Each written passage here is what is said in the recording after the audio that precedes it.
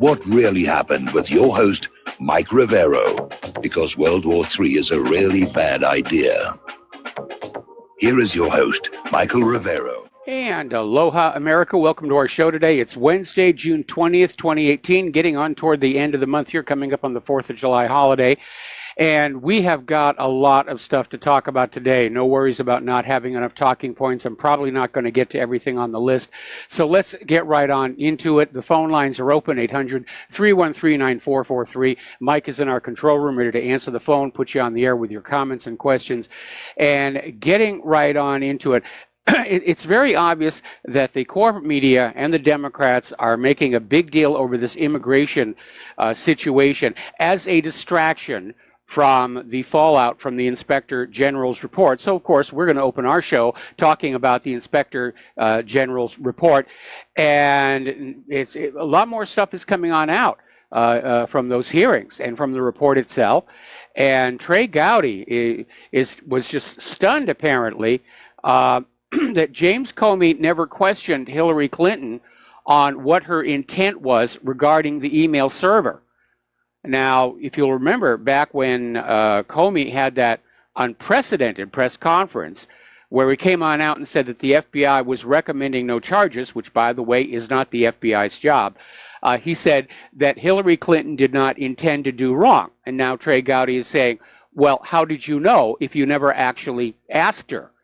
And in any event, Title 18 does not require intent, carelessness, and negligence. If you accidentally place classified information in an insecure environment, that's a felony violation right there. So Trey Gowdy is starting to really get very angry about that.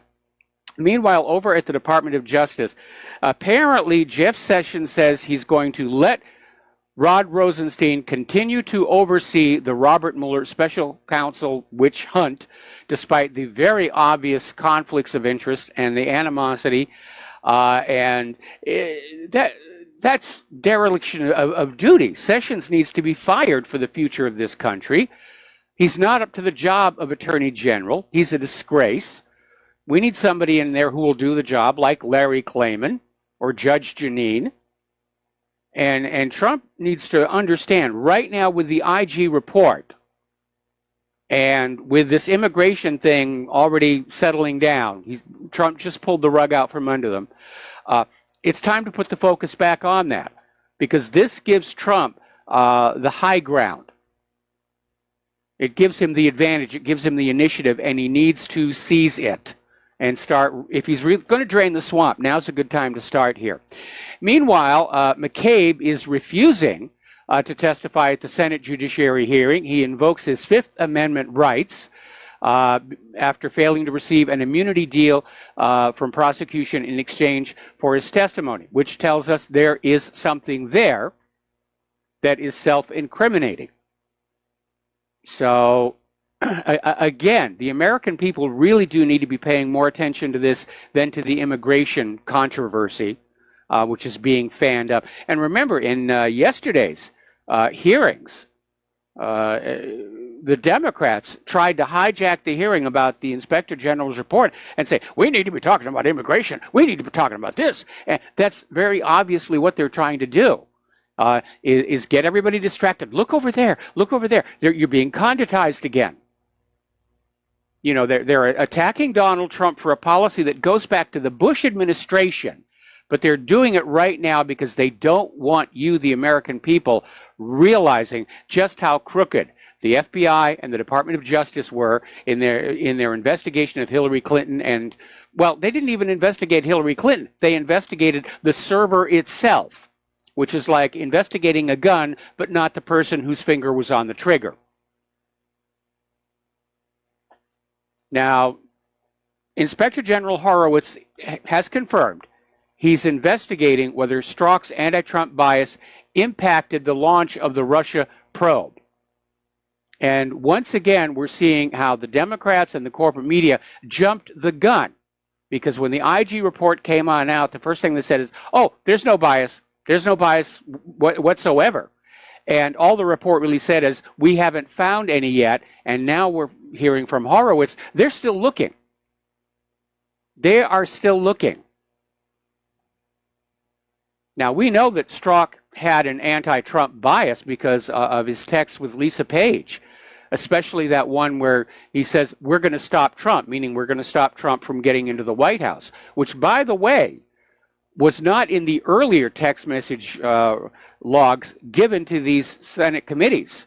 It only showed up recently. Now, we had heard about it out on the internet a long time ago, but it wasn't in the official version of the text messages given to the committees until recently. They were stonewalling. They were trying to hide it.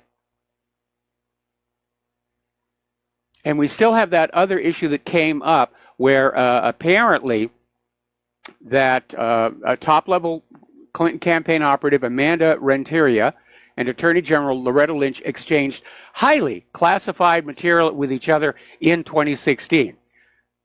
Now, the first question that I would ask, I mean, apparently whatever it is so sensitive, Horowitz refused to talk about it in the hearings.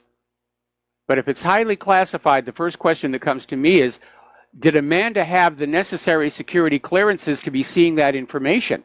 Because after all, she's just a campaign operative. She's not actually working in the government. And if she does not have the security clearance to see that information, then former Attorney General Loretta Lynch is also guilty of Title 18 violations. We're going to do a shout out now to our on-air affiliates who are just now rejoining our network. So the IG report is out there questioning why the FBI did not investigate Huma Abedin's emails during the Hillary probe. And there was clearly a probable cause issue, especially after these things started coming out about Anthony Weiner's laptop, which was seized by New York authorities in an unrelated investigation into Anthony Weiner's sending pictures of his wieners to underage girls. And they found all this email, including classified documents. And right there was the probable cause. They should have been a point of interest. And the FBI did not look.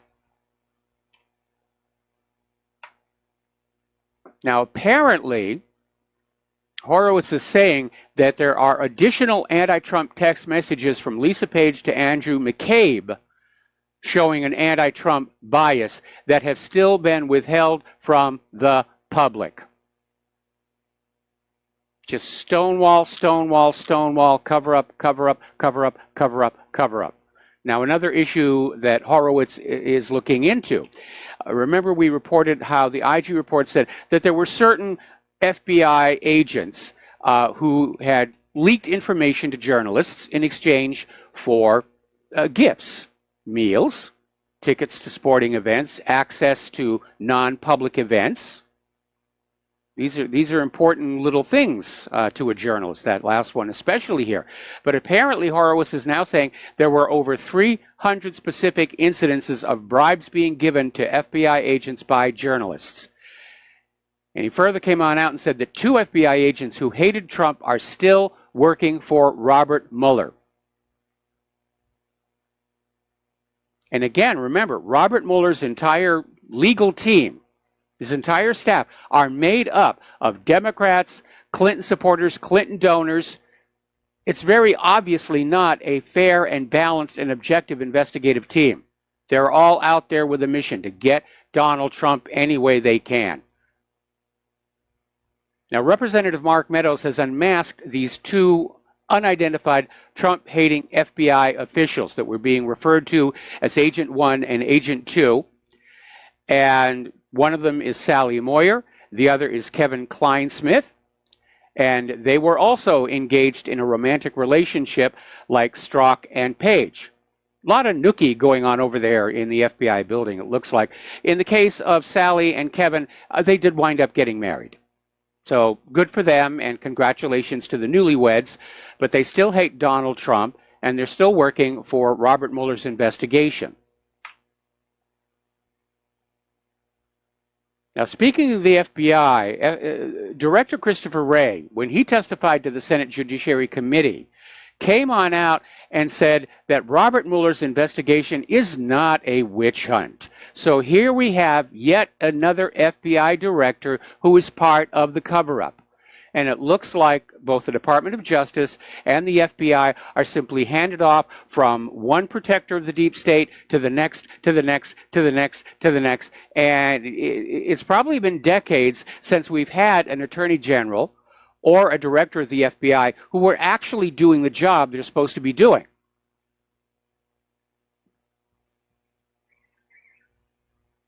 So it is a real corrupt, huge mess. And a lot of people are now coming on out and saying it's time for this to come to an end. Wayne Allen Root is out there saying that the initials FBI stand for Fire Bureau Immediately, and pointing out there isn't a shred of credibility left for the FBI. The FBI leadership and their top agents, investigators, were involved in a vast criminal conspiracy to rig the 2016 presidential election.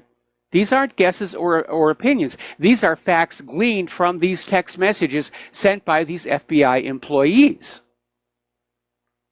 And we know that the FBI, at least, has been playing these kind of games for a very long time, going on back to, COINTELPRO, the day the hippies took over Disneyland, the framing of James Earl Ray. Another article that's coming on out from Reason.com. After the IG report, let's kill the FBI while we can.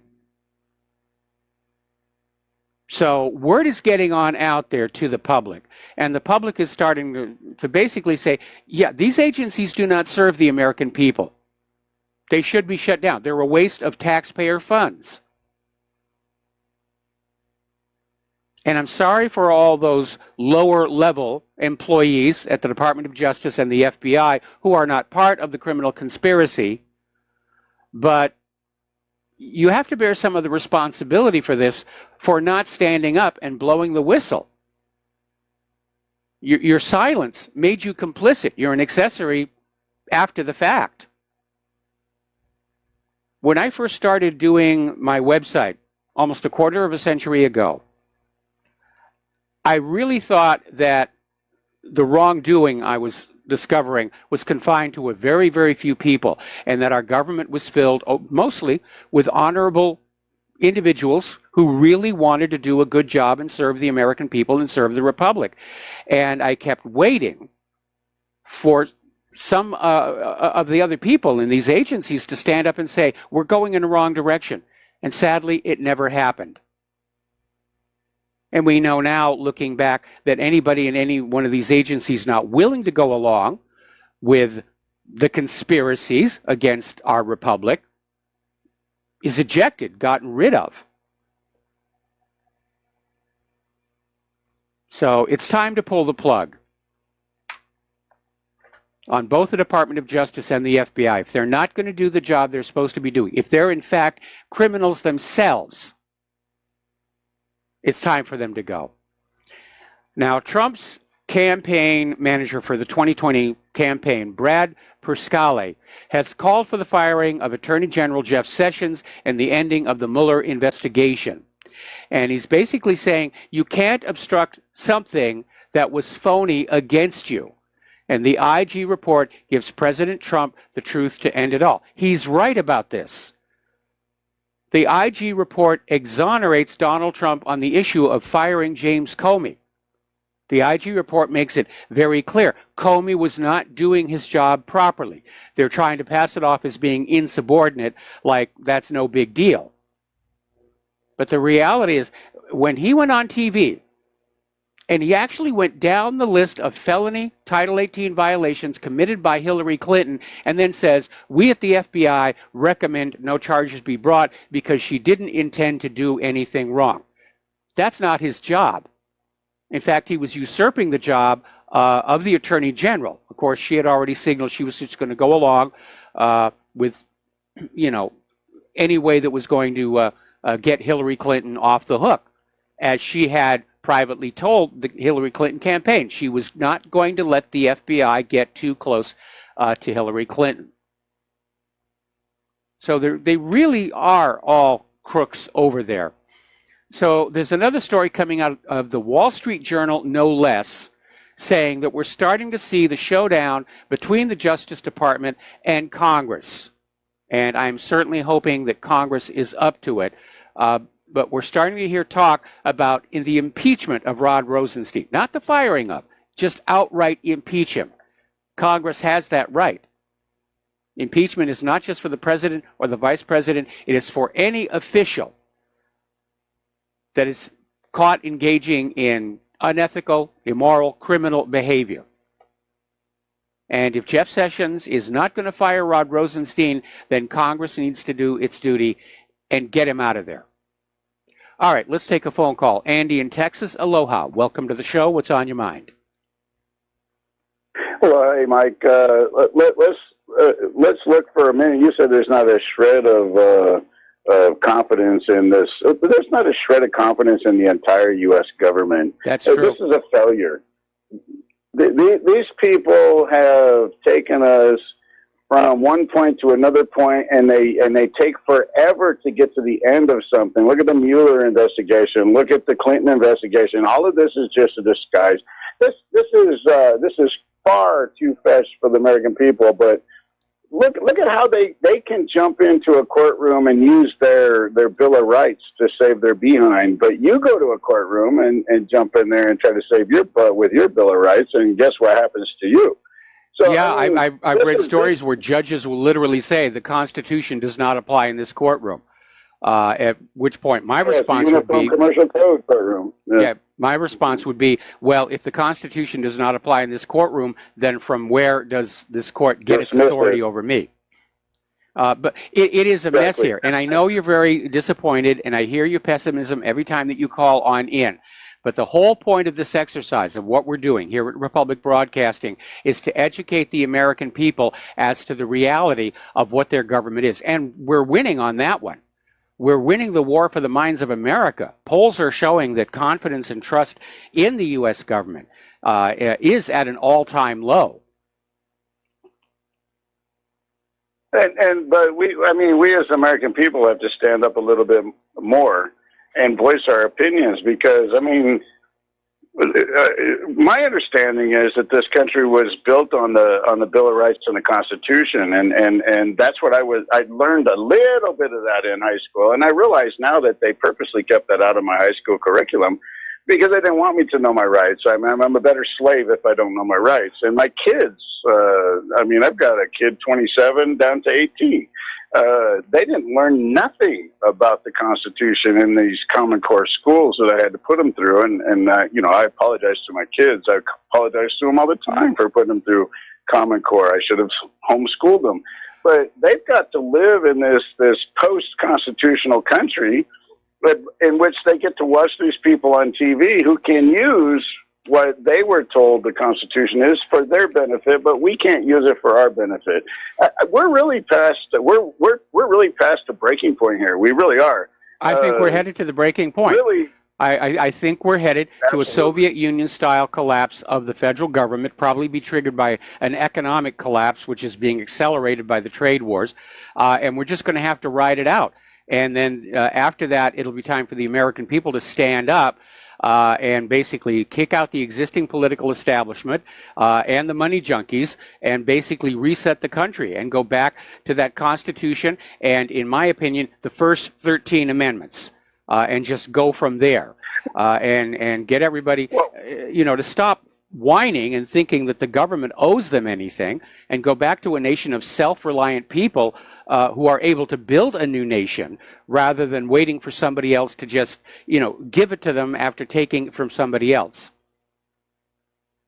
Well, what they've done is they've regulated our jobs completely away from us. I mean, even if I want to start a company now, and I've owned 3 companies in my life, even if I want to start a company now, it's going to cost me an arm and a leg to start that darn thing. And then they're going to regulate me throughout the entire process of owning the company. I mean, what is free in this country anymore? Is there anything free here, Mike? Not really. I mean, we're being regulated to death, and it's one of the reasons that so many businesses have shut down in this country and gone to other places to do business. Anyway, Andy, we got to take a break for commercials. Thank you for the phone call. We'll be right back. And aloha, welcome back to our show. And yes, Republic Broadcasting, and for that matter, whatreallyhappened.com, we do need your help. Every little bit helps us continue doing what we're doing, educating the American people as to the reality of what's going on in this country. And there's no such thing as too small a donation. I've gotten emails from people saying, I'd love to donate, but the most I could send is like $10. And $10 is great, you know? Remember the old saying, for want of a nail, the kingdom fell? That's how close it's getting around here. Anyway, if you can help, please do. The postal address where you can send a check, money order, or if you prefer anonymity, cash, is Republic Broadcasting Network, 2251 Double Creek Road, number 302, Round Rock, Texas, 78664. If you want to call in and pledge to be a recurring subscriber, the number is 800-724-2719, extension 1 during business hours and extension 3 at all other times. So the network thanks you. All right, let's take a quick phone call here. Terry in California, aloha. Welcome to the show. What's on your mind? Hey, Mike, first thing I want to say is that $10, I give $10 a month, and then if I want to give more, I make a donation. But I got that minimum every month coming out. But, you know, I go along with the guy who was a little bit hesitant because in your ads in the beginning, you started with $20, you know, 20, 30, 50, 100 a month. And then the next ad came out and started at $30. I said, well, I don't know if he wants my $10 or not, but, you know, now you made the point, but it was confusing on, you know, those promotions you were coming out with in the beginning. First of all, thank you for your generous support of Republic Broadcasting. And second, those ads were scripted. To be recorded. And I don't think anybody was really paying attention to the numbers. They just said this is a starting point. But I've had people donate just a single dollar to whatreallyhappened.com. And every bit of it is greatly appreciated because we're in a fight, not just for the future of our republic, we're in a fight for literally the life of the entire world. Because if we're already in a world war, and if it escalates to peer-to-peer, China, Russia, the United States, and it goes nuclear, it's going to be a bad day for anybody not wearing 2 million sunblock. And that's why we're doing this. We're dealing with government leaders who are absolutely convinced that they can win and survive a nuclear war. And frankly, I think they're delusional. Yeah, I agree. The other thing is, you know, like Julie out there in Round Rock, you know, you kind of reserved her phone number for somebody who wants to call on a recurrent basis. Why can't I call her and say, I want to, you know, I've already given $10 a month and I want to give another 45 this month because I got it available. I'm on a fixed income. You know, instead, I guess in order to do that, I got to go to your website and do all that stuff with PayPal and all that stuff. Or you could just, you know, if you've got a little extra, if you've got a little extra to send, just write out a check and send it to Republic Broadcasting Network. And you have to write it out payable to Republic Broadcasting Network. However you can make it work, it is greatly appreciated. Yeah, well, then I got to find my checkbook and write a check, find a stamp, envelope. If I can just call her and give her credit card number, you know, during the month, it's not a recurrent gift, that'd be more convenient for me. I have to be very honest. I don't know if they can take. Oh yeah, I just got it from our control room. They can take a credit card at any time. Yeah, because when you advertise this, you say for, you know, only recurrent donation, call this number. Why can't I call it, you know, if I want to do a one-time thing? Because I already got the recurrent one going. Yes, you can. Yes, you can. I mean, John Stadmiller wanted to get subscribers like PBS has, and there are a lot of people who donate using PayPal who just have an automatic payment thing set up where it's like $5 every month and so forth. But however it can work. But yes, you can call that number and they will take a credit card from you. Okay? Okay. Yeah, the reason I called, Mike, was you know, we're talking about Comey and, you know, against Trump and supporting Hillary in the election and all that. I'm trying to figure out why then, if he's doing that, why would he drop the charges against Hillary and then right before the election put him back on again? you know, because that probably really hurt her. I think she was I'm not a supporter of hers, of course, but you know, it seems like if he wanted to support her, he wouldn't have come back with those charges right Well, before the election. his hand got forced. First of all, he never charged her. All he did was reopen the investigation, but his hand got forced by the Southern District of New York prosecutors who had Anthony Weiner's laptop, and they were out there threatening to go public that, yes, there were additional emails, including classified information, and now, of course, it's come out in the IG report that Comey just didn't want to deal with it, but his hand got forced. Anyway, listen, Terry, got to do another commercial break. Thank you very much for the phone call. Thank you for your support for Republic Broadcasting. Thank you for your support for WhatReallyHappened.com, and we will be right back. And aloha, America. Welcome back to the show. And we're talking, obviously, about the IG report and its fallout. And now that Trump has ended the controversy over the child separation at the border, the Democrats don't have a distraction. They're going to try and come up with one, but we can put the focus back on the IG report. Representative Mike Rogers is out there saying it's time to fire Peter Strzok. Now, he has been escorted out of the FBI building, but he is still being employed, technically working for Human Resource Department. But even Chuck Grassley is out there saying, look, if the people who did these wrong things are not fired, then nothing changes. And he's absolutely right. Because if you turn a blind eye, if people like James Comey can behave the way they did and nothing bad happens to them, they'll just go on doing more bad things. So, yeah, there needs to be some impeachments and some firings. And, yeah, that whole... I understand how impractical it is to get rid of the Department of Justice and the FBI, but definitely that top leadership should all be completely replaced. Meanwhile, in another part of the swamp here, article came out of no less than Fox News asking, why is the Democrats' bizarre IT scandal still being ignored? Because there is a serious situation there. You have the Awan brothers, who were hired in to be IT experts by members of Congress and Debbie Wasserman Schultz. They apparently, because of Debbie Wasserman Schultz, did not go through the normal vetting. And Imran Awan was doing work for a number of House members, and then he was joined in this work by 7 other family members who had almost little or no computer technology expertise, including his wife and 2 brothers. And at one point, one of his brothers was actually fired for incompetence, but he was still being paid by other congressional offices. Now, in February of 2016, the House Office of Inspector General revealed $120,000 worth of office equipment belonging to the office of Congresswoman Yvette Clarke went missing.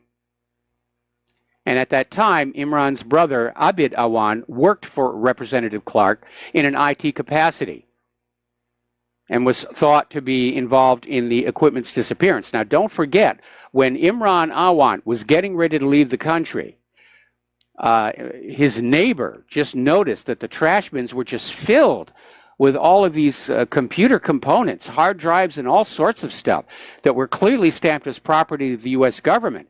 And he reported it, which is what brought this whole scandal to light. And now we know that the Awan brothers, especially Imran, were improperly accessing the computers of members of the United States Congress. And so the question has to be, was espionage being committed? Now, what's really interesting is that after Imran Awan was basically forbidden, kicked out of the Congress over suspicions of improper access to these computers, he continued to be on Debbie Wasserman Schultz's payroll right up to the day he got arrested. Why is this still being ignored? There is a there's probable cause for a full investigation.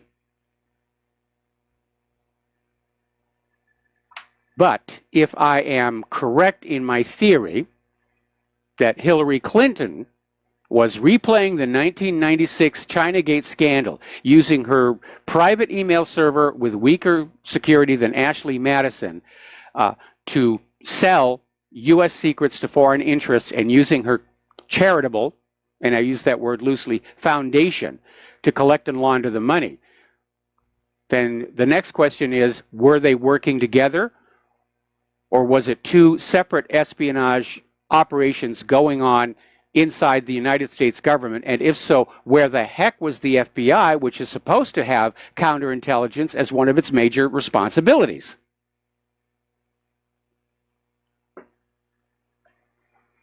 So now the Democrats are coming on out. They're starting to declare war on Trump supporters again. They're starting to ramp up for the midterms this November.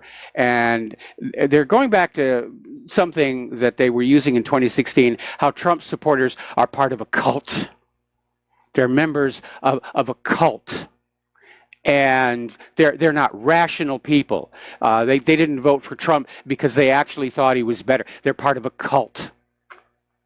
And talk about the pot calling the kettle black, because we know that Hillary Clinton ran her entire campaign as a personality cult. There never really was a platform that they were running on.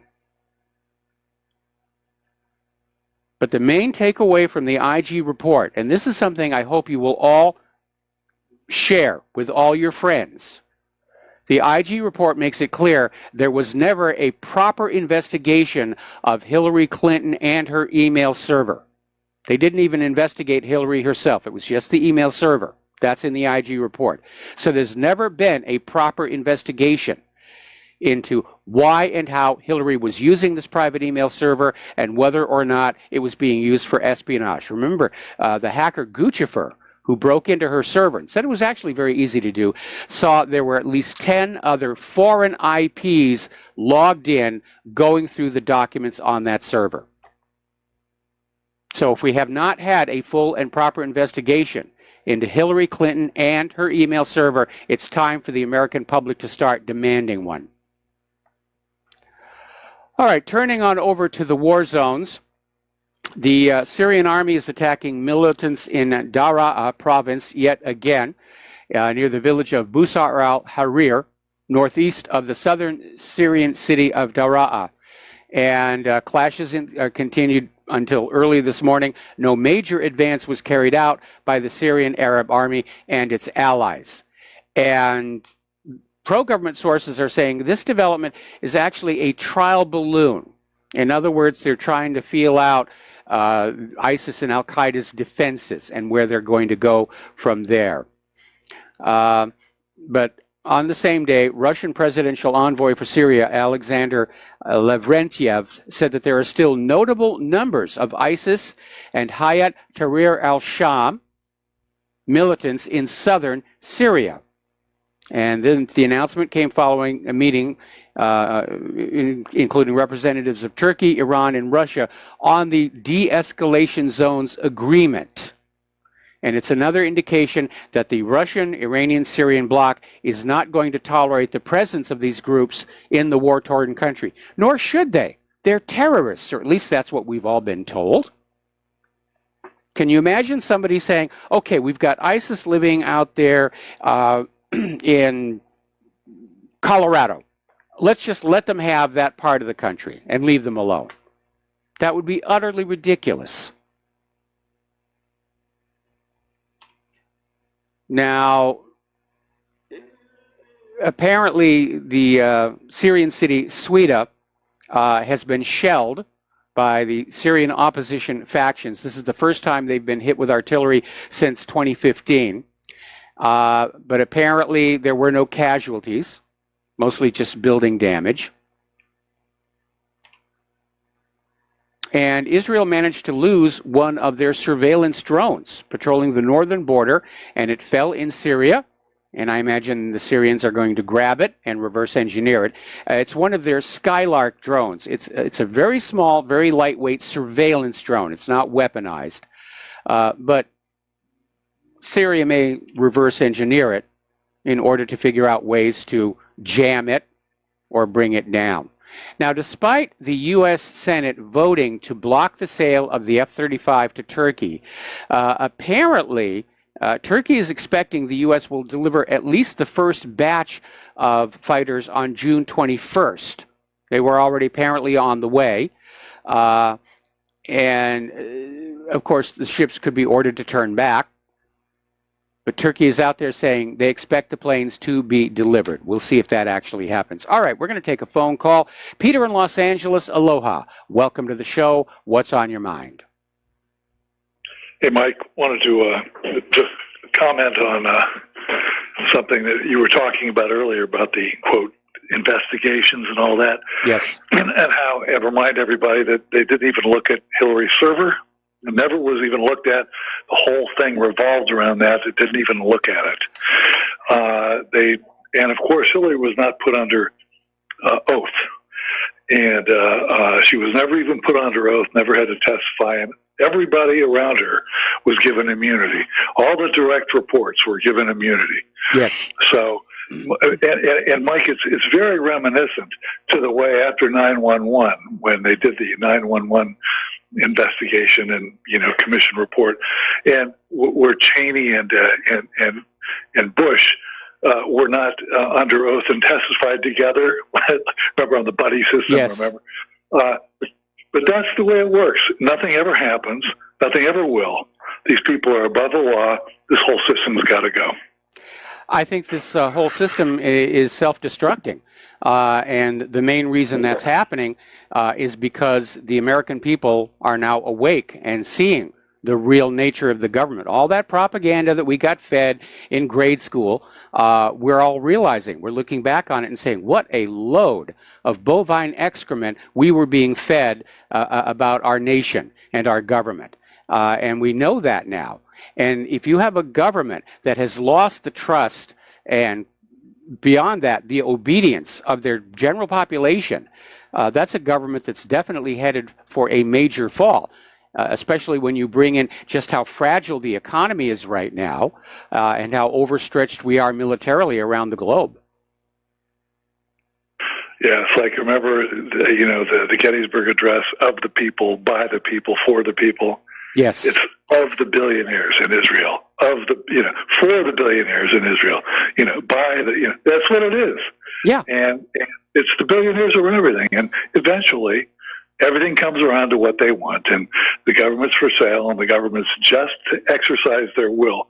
And they will not, Mike, they'll never hamstring the agencies, the agencies they rely on to coerce people to do their bidding, to be hamstrung. So the FBI is there, and the Justice Department is there to uphold what they want to do. The deep state, the billionaire owners, will never allow that to be compromised, so that they can oppress us all the better. Well, in hindsight, it's obvious that Thomas Jefferson was correct, because when the Founding Fathers set up this nation, they tried to come up with a government system that would prevent powerful individuals from hijacking it. But Thomas Jefferson said at the time it wouldn't last. He predicted that the United States that he had created would only last about 100 years, because by the end of the 100 years, it would have been corrupted by the wealthy and the powerful, and there would be a need for a new revolution. While obviously I don't advocate revolution, I do see so many parallels between the current U.S. government and the former Soviet Union, not to mention with ancient Rome, where I really do think we're going to see the United States government come crashing down, which, when you look at world peace, I think it would be a great thing for planet Earth, because the United States, together with Israel, are instigating all these wars all over the planet. According to Bernie Sanders, the U.S. is militarily engaged in 76 different countries. If the U.S. government comes crashing down, then all of a sudden peace comes to those 76 countries. And Mike, yeah. If it's not us and our 76 countries, and probably more, it's the Brits, it's the French, it's the Germans, and they're all answerable to this in their systems to the same billionaires. the same Israel people. All the same people are running them all.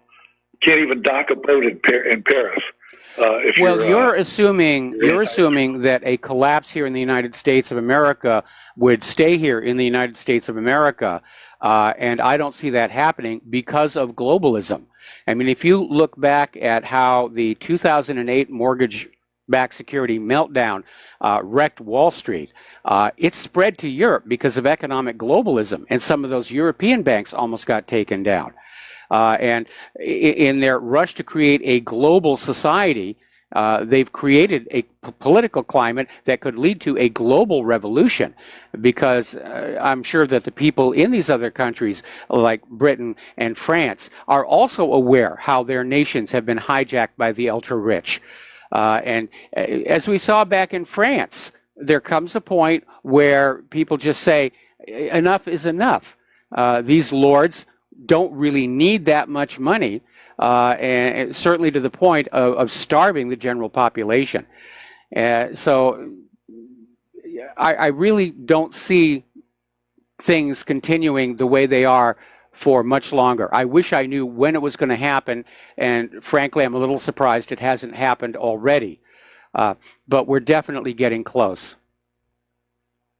Mike, I look upon what's the whole refugee crisis that's going on worldwide, and frankly, and here too. Yes. With the borders and all that, but as an attempt of the billionaire owners to make sure that divide and conquer us.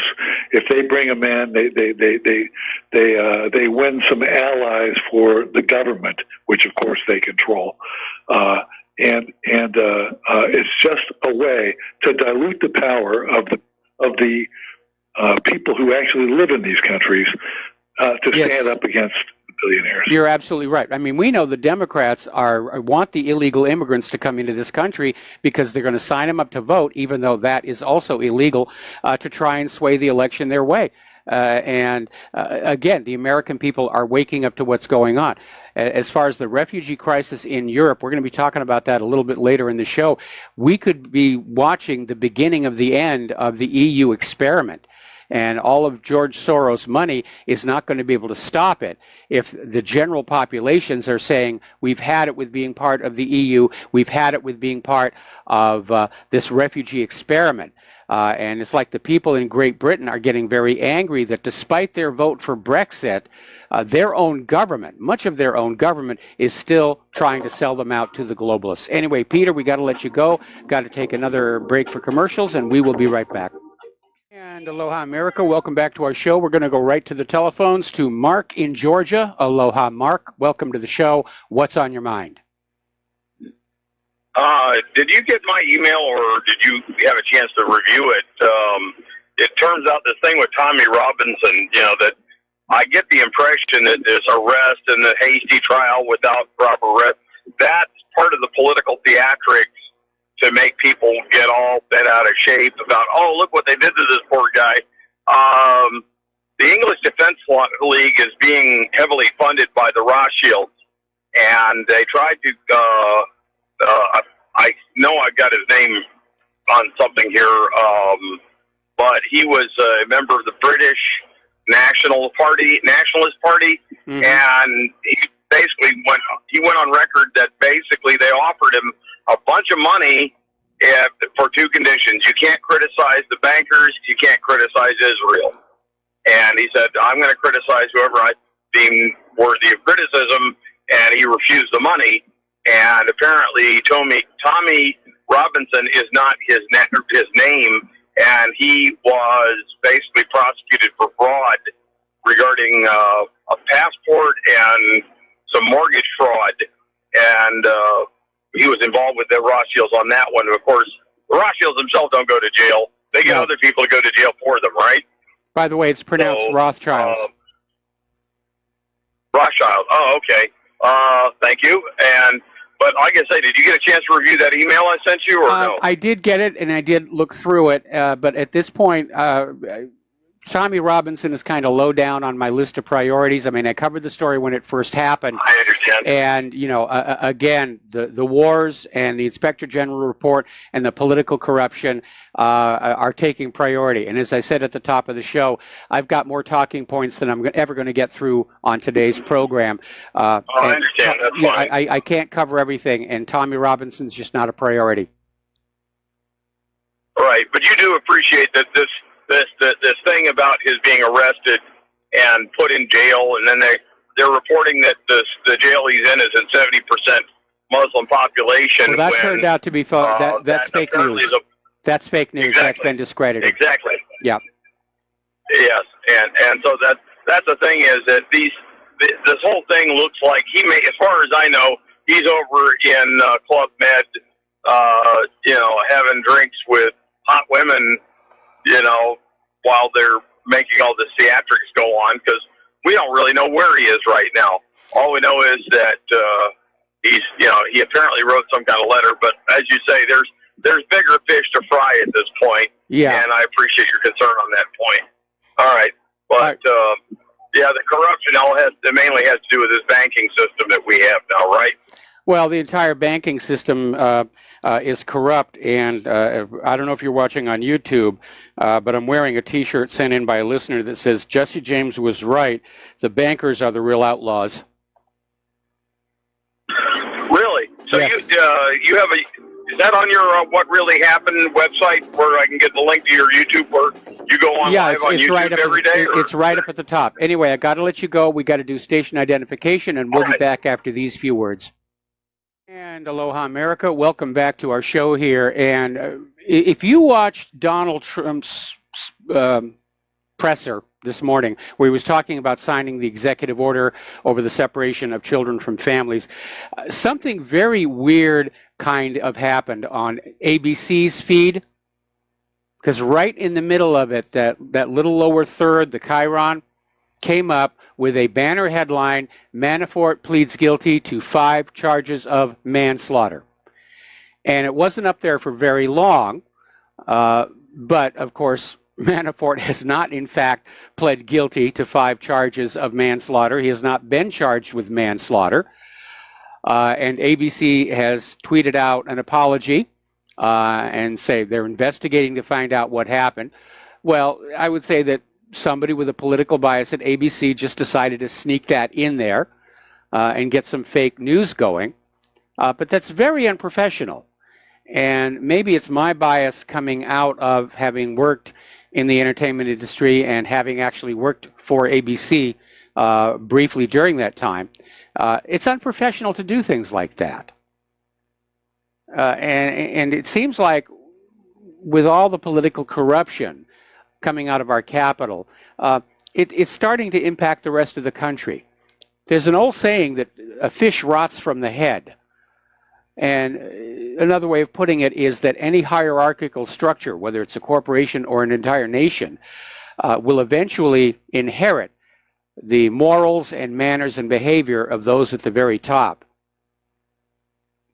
And we certainly seem to be seeing that a lot. Okay, let's get on down here to the Yemen. Things are going very, very bad there. After 3 years of conflict, it's estimated 22 million people out of a population of 27 million in Yemen are in need of humanitarian assistance. Some 4.5 million children and women are suffering from malnutrition.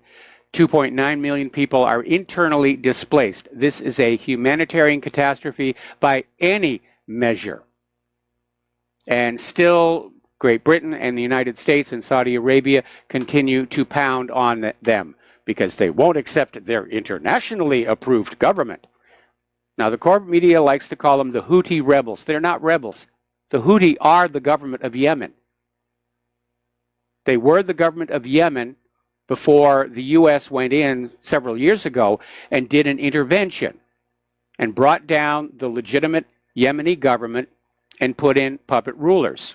And the people of Yemen said they don't want to live under puppet rule. And that's where this all came about. The U.S. needs to smash Yemen down and make an example of them so that the rest of the provinces of the American empire don't get these uppity ideas that they can stop being part of the American empire. Now, the battle for Hodeidah, which is the Yemeni port city, is intensifying. The Saudis are in control of the airport. The port, however, is still open, and the dock workers, knowing what they risk, are still at the dock unloading aid from United Nations ships as fast as they can. And they know how important it is. Now, at some point, sadly, I think the port is going to fall under the control of the U.S., Saudi, British, I think French are in there now, coalition. And the people of Yemen are going to be cut off. And at that point, I would like to hope the United Nations would step up and say there has to be humanitarian aid. But of course, if it goes to the Security Council, it'll get vetoed again by the United States, possibly Great Britain. Meanwhile, Saudi Arabia has announced they're going to have a relief plan. Not to worry, there's no humanitarian disaster coming. We're going to take care of it all. But the International Rescue Committee has dismissed this Saudi coalition relief plan as little more than a public relations gimmick. And that if Saudi Arabia really was concerned about the civilian, non-combatant population of Yemen, then what they would be easiest to do is to keep that port open for humanitarian aid after they take control of it. But I don't think that's going to happen. The goal is to literally starve an entire nation of people into surrendering their own government and accepting foreign rule. We're getting reports from some of the Yemeni prisoners that the United Arab Emirates officers are engaging in torture, that they've set up 18 secret prisons in Yemen. This is being reported by Associated Press. And it's like Abu Ghraib all over again. Humiliating sexual torture, real torture, and all of it backed by the United States government. All right, we're going to do a shout out now to our on-air affiliates who are just now rejoining the network. Now, Russia's Foreign Minister Sergei Lavrov, at a meeting with CSTO foreign ministers in Almaty, announced Russia's desire to gain access to what are called reference laboratories that were opened with U.S. financial support in Armenia and Kazakhstan.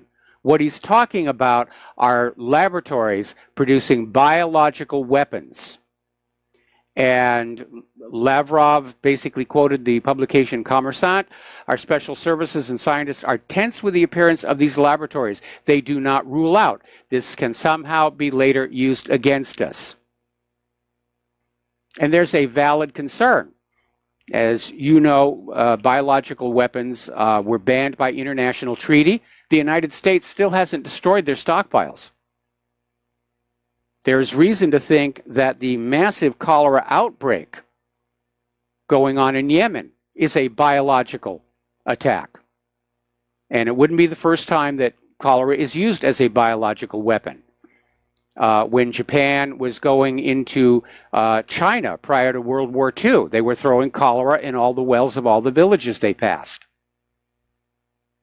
And then you have to look at how the Doctors Without Borders went into Yemen and set up a dedicated cholera treatment facility, and just as soon as it was completed, it was bombed.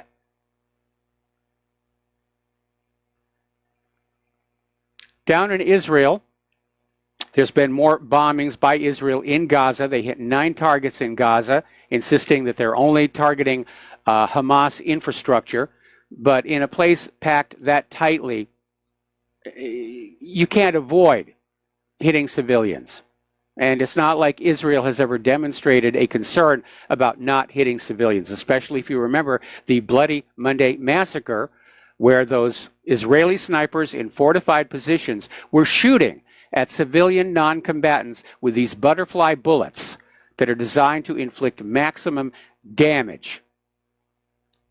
They were hitting protesters, they were targeting the journalists, they were targeting the first responders.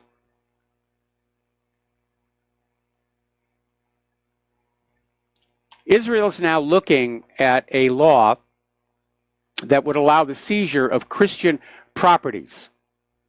Now, the Islamic Christian Commission for the Support of Jerusalem and Holy Sites has warned of a draft law for a project which would allow the Israeli occupation government to confiscate land sold by the Orthodox Church to private investors. Now, it's kind of a roundabout way, but apparently Israel has always coveted that land, and the Orthodox Church is in serious financial straits. They're basically cut off. Tourists can't get there. Worshippers can't get there. And they're running out of money. Right now, the Church of the Holy Sepulchre is actually closed. They don't have enough funds to operate. But the leaders of 3 main churches in Jerusalem sent a message to Netanyahu asking him to scrap this bill, which would allow the government to expropriate church land in the holy city. Of course, you know, Netanyahu's idea is Israel is supposed to be a Jewish-only nation. And there's no secret. Israel wants that Temple Mount. They want the Muslim religious edifices off of it. They've never been respectful to the Christian edifices. They're openly hostile. You know, something that's always bothered me about the Christian Zionists in this country and how they love Israel and they support Israel, and they don't understand that that love and respect and support is a one-way street, because Israel is disdainful of Christians inside Israel. Israel is also trying to intensify the links between BDS and terrorism. Of course, there are no links. And one of the things we have to be careful about is over time, the definition of terrorism is being mutated. They want you to react to the shock value of terrorism and terror as it starts getting applied to things which aren't really acts of terrorism. Now, an act of terrorism is somebody goes on in to a public place and they set off a bomb, and then they release a message saying, we are the United Belly Button Lint Front, and there will be more bombings unless you do this. Because in a genuine act of terrorism, there's always socio-political intent behind it. But Israeli Strategic Affairs Minister Gilad Erdan is upping the government's efforts to link the BDS movement with terrorism, saying that they're trying to get it declared a terrorist organization, at which point subservient governments around the world, including the United States of America, could move to actually shut it down. Now, getting on back to the Bloody Monday massacre, and I mentioned this appears to be Israel's equivalent of the Amritsar massacre in India, which was a turning point. Historians look back at that and realize that's the point at which British control over India began to decline, leading to Britain eventually leaving with as much dignity and grace as they could, and India and Pakistan becoming their own independent nations. And while Jews in Israel are reported as being fully on board with the violence being done to the Palestinians, we're hearing from Jews in other countries, no, this was across the line. And over in Great Britain, 75 members of the Jewish community sent an open letter to the Board of Deputies of British Jews condemning its support for Israel's violence against Palestinian protesters in the Gaza border. And the letter read, "We are appalled that the Board of Deputies, which claims to be the voice of British Jews, has once again attempted to justify the massacre of unarmed Palestinian people by the Israeli military." And it takes a lot for Jewish people to say things like that, because it's actually part of their religion that you're never to criticize publicly a fellow Jew. And so they're literally going against their own religious dogma to stand up and do what is, for lack of any other description, to do what's right. to do what's right and point out that what Israel is doing to the Palestinians is wrong. And it almost looks like Israel is just ramping up the abuse and provocations, because now we're hearing that Israeli soldiers are setting dogs on elderly Palestinians and kids in the Jenin refugee camp. And when they go into the Jenin refugee camp, apparently these 10 Israeli soldiers raided the refugee camp at 4 o'clock in the morning with 2 attack dogs. They forcibly entered 2 homes, woke up all the residents, turned the homes topsy-turvy, and detained 2 people.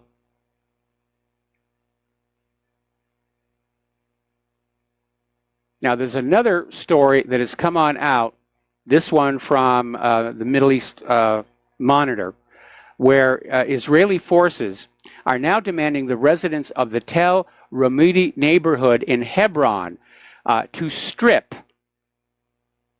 before going through the checkpoint to enter their homes. Just to completely strip, which was something the Nazis used to do, I would like to point out. But when you look at all of this, night raids, attack dogs, for the West Bank Palestinians, their homes are certainly not their castles. And Israel's border police are increasingly using attack dogs to go after people in the middle of the night. And this is on top of other little fun things the IDF likes to do, like welding the doors shut and telling the people they have to go in and out of the broken windows. Now, as you know, Israel is getting ready to pass a law that will make it a jailable offense to take pictures or videos of an Israeli soldier abusing a Palestinian. And this bill was proposed by 4 members of Avigdor Lieberman's far-right Israel Beitenu party, and they're making it a crime, punishable by 5 years in prison. And if they can add on that the intent is to harm state security, the punishment doubles to 10 years in prison. And according to Haaretz, the bill is expected to gain the support of the entire government in a vote on Sunday. Now, there is a bit of a wrinkle, because Israel's Attorney General is saying that the bill in its current form will not pass constitutional muster. So we have one person who's standing up and saying, this is not really something that is right to do.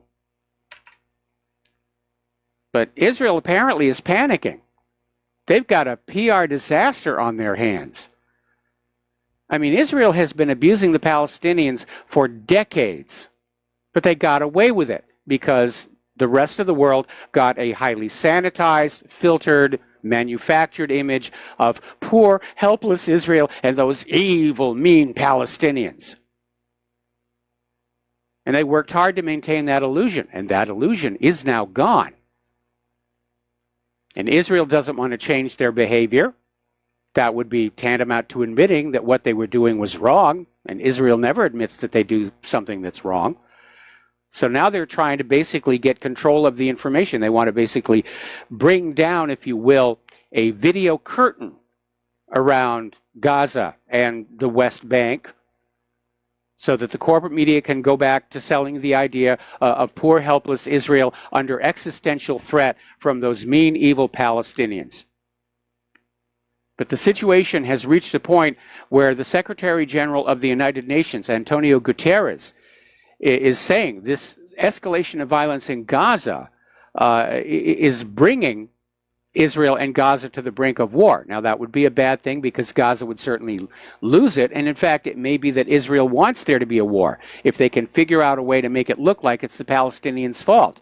And we've seen over the past decades, every 3 to 5 years, Israel will gin up an excuse and just go on in and bomb the heck out of Gaza.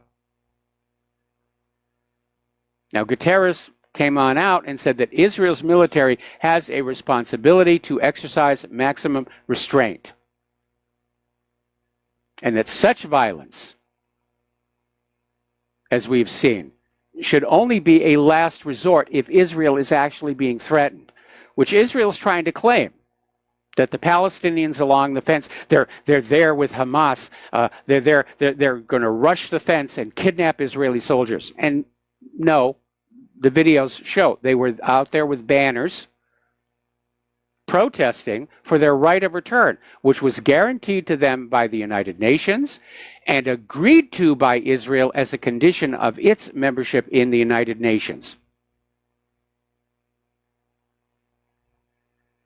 Now, as you know, Donald Trump has pulled the United States out of the United Nations Human Rights Council, screaming that it's biased against Israel because, I mean, come on, what nation isn't shooting its own civilians with these expanding bullets?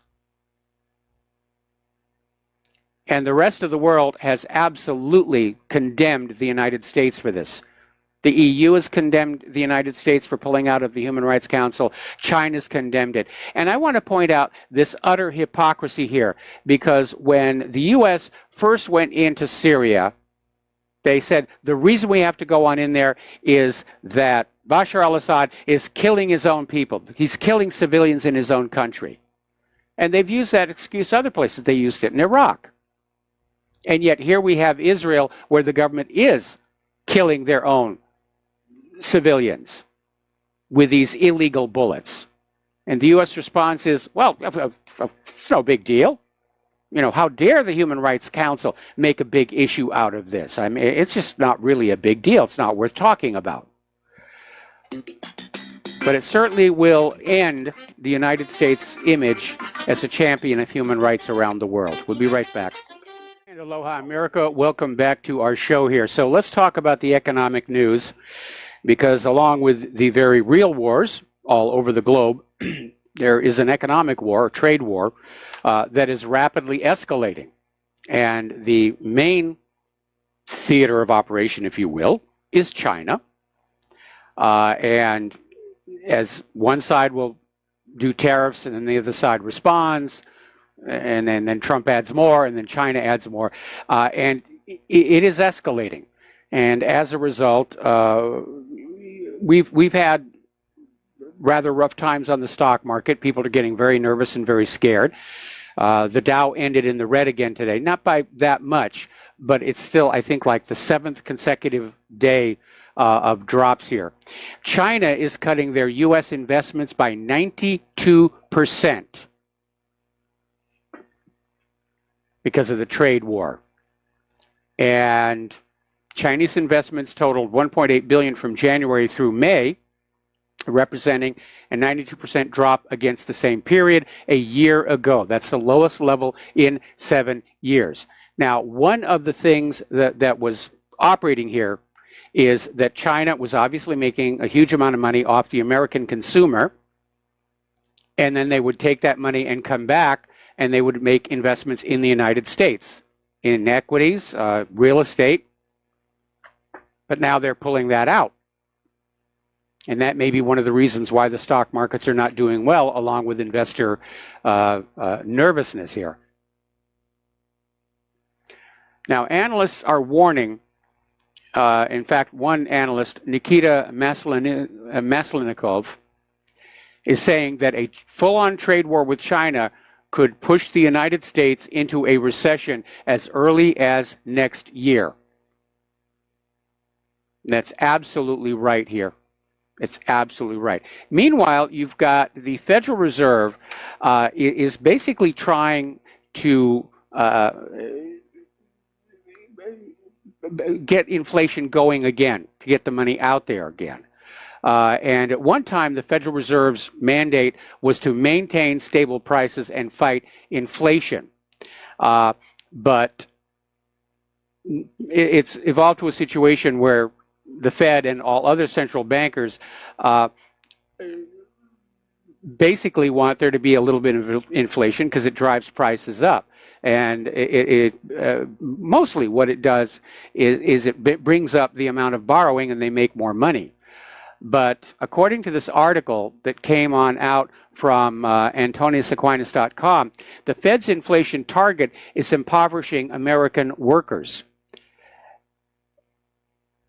And the way that is working is happening on several fronts. First of all, as this caller the other day was mentioning, prices go up, workers demand higher wages, they get the higher wages, this drives prices up, and it becomes a spiral. More importantly, while your paycheck may look bigger because you've gotten a raise. Your actual purchasing power has stayed pretty much the same, but you get shoved into a higher tax bracket. Now, the economists can look at all their actuarial tables, but it really doesn't take a PhD to look around and realize that overall, with the exception of the money junkies, the standard of living for the American people has been in decline for decades. The millennials today, far from being able to enjoy the American dream of their parents and grandparents, can't even get out of the parents' home because of how bad the economy has become. The economy is being managed for the benefit of the money junkies. They may have just decided they can't save the system, and now they're just out to loot it and plunder as much as they can before it all comes falling apart. Story coming out of strategicculture.org talking about how Brussels is now rising in revolt against Washington. And a lot of this has to do with the tariffs and sanctions. It has a lot to do with the fact that the U.S. is trying to arm twist the EU into pulling out of the Iran deal. And apparently Brussels has just reached the point where they say, enough of this bullying, enough of us always following along with Washington, D.C. So U.S. influence around the world is already on the wane.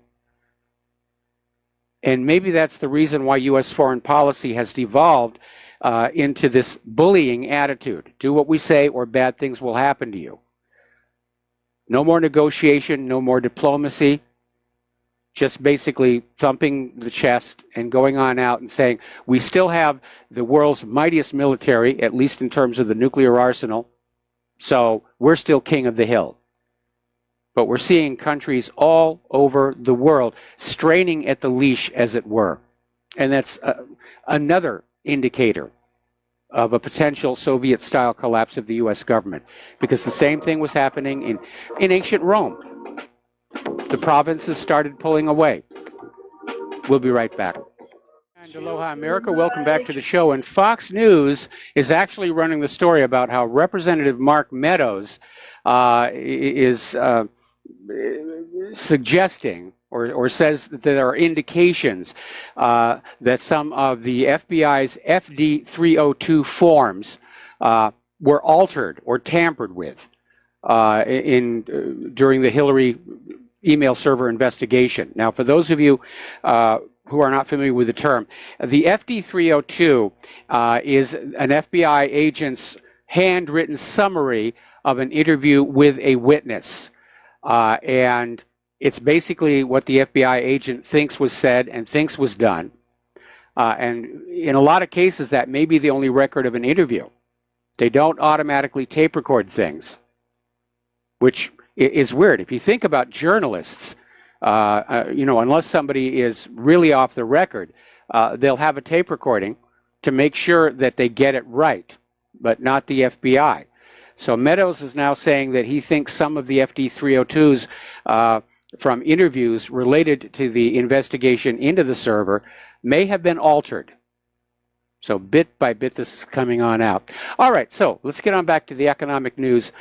Having learned absolutely nothing from the subprime mortgage disaster, mostly because the American people paid the price for that one rather than the mortgage companies, subprime car loans are now back. And it's being driven again by the consumer economy's collapse. General Motors is like all the other automakers. They're having a tough time moving product. And the storage lots are filling up, and they don't know what they want to do. So apparently, GM is relaunching a credit unit. Now, back in 2010, General Motors spent $3.5 billion to purchase AmeriCredit, a subprime lending specialist. The unit is now called GM Financial. And this isn't the first time they did that. Way back before the financial crisis, there was General Motors Acceptance Corporation, or GMAC. And very often you would see on commercials for General Motors cars, GMAC financing available. But basically the goal here is to sell more cars by being willing to finance clients with spotty credit records.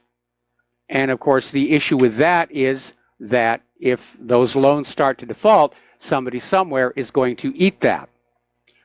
Now, over on the Dow, there's been a bit of an upset. General Electric is one of the companies that goes back to the very beginnings of the Dow Industrial Average. It's been one of the basket of companies that are used to basically come up with the health of the stock market.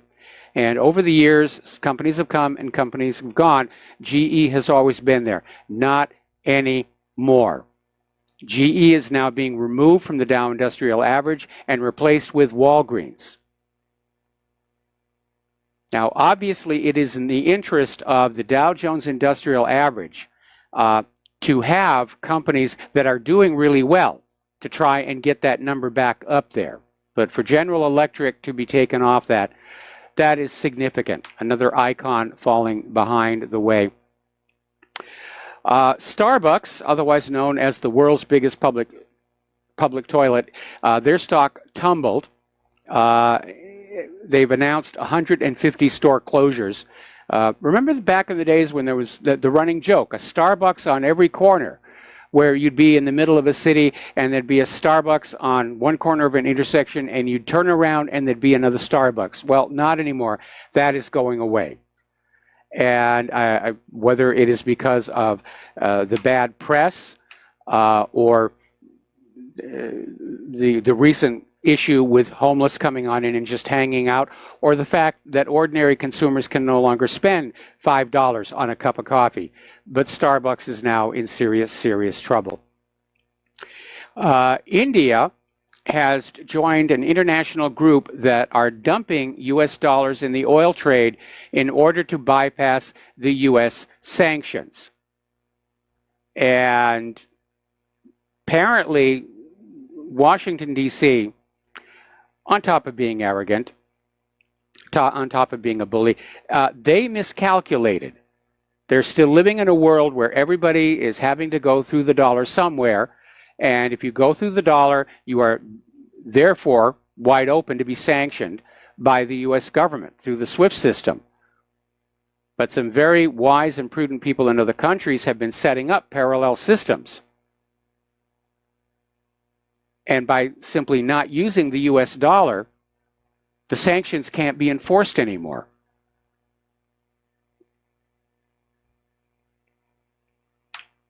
So, over in Kyrgyzstan, they're dumping the dollar and buying a lot of gold. And they're concerned about a trade war between Beijing and Washington. And Kyrgyzstan is seeking to boost the share of gold in its $2 billion international reserves to 50% from its current 16%. And the Kyrgyz central bank governor, and I'm not even going to try and pronounce that, told Bloomberg, the rules of the game are changing. It doesn't matter what currencies we have in our reserves. Dollars make us vulnerable. Meanwhile, South Korea is now talking about a railroad link to Russia through North Korea. Yet another indication of a potential reunification between North and South Korea. And this is going to make a lot of people very, very nervous, because the other side of that coin would be China extending its One Belt, One Road project down into South Korea to those manufacturing areas, to make it easier, cheaper, and faster to get those products to markets in Europe. This is a threat to nations with large shipping industries who don't want to see those large cargo container ships rusting away at a dock someplace. And it's for that economic reason that I think that efforts to reunify are going to be sabotaged.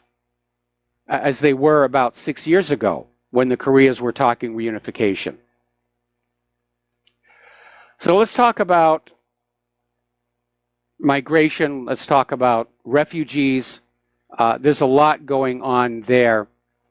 And there's an article that came out of Europe Reloaded called Europe and the Migrant Wars. And they're saying that basically the only precedents for this kind of migration into Europe goes back to the 4th and 5th centuries AD, when people who were fleeing the Huns just poured into Europe. And that did not end well for the Roman Empire, ushering in centuries which were termed the Dark Ages. So that other individual the other day who said, it's not immigration, it's an invasion. Immigration has requirements, it has rules.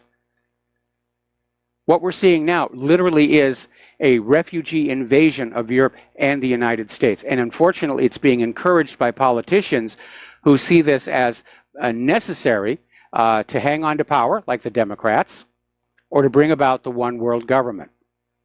Now, as we mentioned before, there are an estimated 100,000 Muslim migrants en route to Western Europe, and countries along a new Balkan migrant route pledged on Thursday to work together to prevent a repetition of the 2015 influx that brought more than 1 million refugees into Europe from North Africa and the Middle East. So basically, Europe is starting to deploy armed forces. No matter what Brussels is saying, the individual member states of the European Union are working to close their borders. They can't take any more of these people in. It is a huge, huge drain on their already overstressed economy. There's the issue of the skyrocketing crime, rape, contagious diseases coming on in, and the fact that these refugees are not integrating into the community, but are trying to set up little carbon copies of their home countries in the middle of Europe, the no-go zones.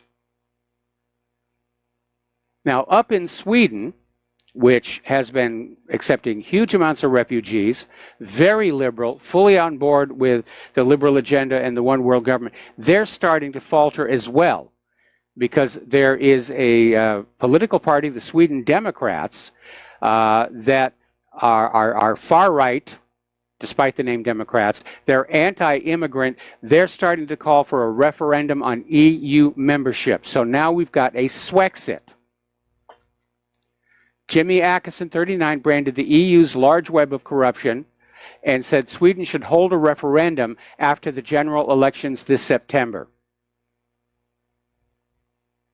So it's all starting to come apart. Over in Hungary, Viktor Orban is praising Italy's Salvini and basically saying that these non-governmental organization crews are little more than white-collar human traffickers that for a fee are bringing people over and putting them into Europe. Now, Hungary is getting ready to criminally prosecute organizations that are supporting the migrants. It's like the U.S. Title VIII laws. Hungary is putting them in, saying that if somebody is helping these migrants get in and get through, there will be legal repercussions. Hungary is planning to introduce a 25% tax on aid groups supporting the immigrants.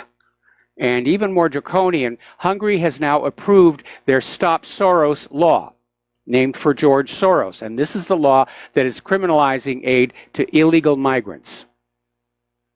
Now, the law was voted on in the parliament earlier today and will likely be signed. But this refugee crisis, this is going to be the end of the EU experiment. Over in Germany, as you know, Angela Merkel is dealing with the Bavarian Revolution, if you will, where some of Germany's political parties who currently form part of her coalition government are now saying that unless she reverses her open border policy, they will leave the coalition. Merkel's government will come on down. There'll be snap elections, which Merkel is not likely to win. So she may be out of a job. Now, they did give her a 2-week window to try and find some kind of a solution across all of Europe. But according to the latest poll coming out of Germany, over 70% of the German citizens say that she's not going to be able to do that. They don't think that she can pull it off. And I'm in agreement because so many of the other countries in Europe are now saying they can't take any more of the refugees.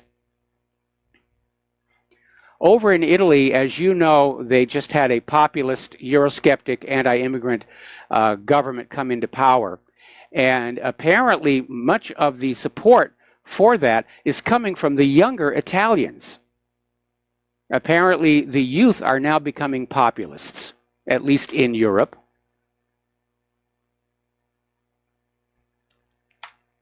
So the momentum is picking up. The momentum is picking up. Now, of course, the big problem is going to be, let's assume that the EU breaks up. The EU member nations go back to having secure, strong borders. What are they going to do with the refugees? Well, a lot of countries are already saying, send them back. You know, we don't want them, we don't need them. Most of them are unable to find work. Most of them don't even speak the indigenous language. It's just been an absolute disaster. And I wonder, I mean, if George Soros really comprehends or is even capable of comprehending the amount of damage he's done to Europe's infrastructure, to Europe's culture, to the European people, or maybe like any billionaire sociopath who dreams of a one-world government, he just doesn't care. That all this damage and destruction and the suffering and this pain and the rapes and the stabbings, it's a small price to pay for a one-world government. And I think George Soros has become one of the strongest arguments to limit how much wealth individuals can have. Because people get too much wealth, they can't resist playing God with the rest of the planet, or playing with Earth and its people like personal toys, whether it's George Soros or Bill Gates. Over in Great Britain, they're still going on about Brexit, and apparently there was yet another last-ditch effort to get the Parliament to have a meaningful vote on the final terms of the Brexit deal. That went down. So the Remainers are losing that one, and the British people are understandably getting very angry. After all, they expressed their will in the voting booths. They want out of the EU. And I imagine they are probably as angry with their government for ignoring them as Americans are angry with our government for ignoring us. So let's talk about that southern border and the immigration controversy. Donald Trump signed an executive action to keep families together who are arrested coming across that southern border, and thereby is yanking the rug out of this issue that the Democrats were using to try and distract from the Inspector General report. And he's signed the executive action, over and done with. Except there is a small problem. I mean, never mind the additional cost of building facilities to hold all of these families. It's the fact that so many of these children are coming across the border unaccompanied. The other day we reported on how a lot of these kids are being used as drug mules. They get a backpack full of drugs, they get some money, they walk across the border, the drugs are delivered, and they're just there. They're still going to be kept in those child centers. And the other issue is that many of the children coming across with adults aren't really the children of the adults, which suggests that there's some human trafficking going on as well. We're going to take a break for commercials, and we will be back after these few words. Aloha, America. Welcome back to our show. We're talking about the immigration controversy. Again, this separating of children from their parents goes all the way back to the Bush administration. And the reasoning is very simple. If you go into a convenience store and you rob it and you are arrested for committing a crime, you are going to prison. And they're not going to let you take your kids with you because prison is a very dangerous place for children to be. And so that's what's been going on. But the Democrats are out there trying to make it look like this was Trump's idea to do it, because he's trying to crack down on illegal immigration. And again, as we saw in yesterday's hearing for the IG report, they want to distract from the IG report. They tried to hijack the hearing. Now, something that happened yesterday, and I think this is a really good idea, Trump is saying that he will authorize the cancellation of U.S. financial aid to every nation that is sending illegal immigrants. In other words, if they don't close their borders and stop this flood of illegals infiltrating America, they're going to be cut off. No more checks from Uncle Sam, meaning no more checks from your wallet. And I think that's a really, really good idea. Now, there's another case. This, I was mentioning this before. This is over in Breitbart. There was a migrant woman who was arrested coming across the border with children, and it turned out the 3 children were not her own. And this may be the reason why Sessions was out there saying maybe it's time for DNA tests. But the real solution is we just got to close the border. And people who want to come to this country have to come in through the legal immigration process. And there's a great deal of hypocrisy over this whole issue. Remember about earlier in the week, the Democrats were out there literally saying that Donald Trump was putting children in extermination centers. Well, isn't that what Planned Parenthood is? And the corporate media is expressing all of this outrage over the border crisis. But so far, we're not seeing a lot of reporting about child trafficking, rape, and murder of American kids in this country. They always sit on it. Remember the Franklin scandal? That one reached all the way up to the White House, and the corporate media just shut that one down here. Now, you've probably seen this photo. It's been going viral. It's about this cute little boy, and he's very obviously in a cage, and it's been going around saying, this is what Trump is doing. This is what Trump is doing. Well, it turns out the photo is actually from a staged protest where a bunch of people set up a cage, and they got into it with this kid, arguing for open borders and unrestricted influx of immigrants. And the picture was taken there. It was not, in fact, taken at one of the child centers. Right now, it's estimated that the Trump administration could be holding 30,000 border kids by August. We're going to take a break for station identification. Back with hour number 3 after these few words. And aloha, America. Welcome back to our show, hour number 3. We're going to go right to the phones. Mark in North Carolina, aloha. Welcome to the show. What's on your mind? Hey, hi, Mike. Mike, a couple of things. You mentioned Congressman Meadows. That's my congressman over here. Okay. In North Carolina. Yep. And I called him. Matter of fact, I called him just early. Yeah, actually yesterday. I spoke to one of his flunkies. But I told the flunky what we need to do is we need to not only curb the FBI, we need to disband them. And I also talked about the border. What we need to do on that border is we need to bring our troops home from 4 corners of the world, stop protecting other people's borders, and protect the United States border in this country. I absolutely I don't know agree. how many other people fall. I don't think putting the Army on the U.S. national border would violate posse comitatus. I don't either. It's a military function.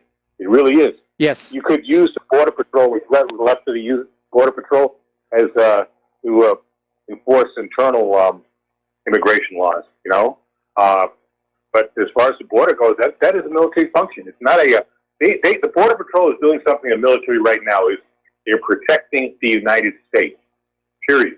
Yes. The military is not protecting the United States by protecting Israel's borders, Saudi Arabia's borders, interfere and causing havoc in Yemen, putting troops in Syria without their permission.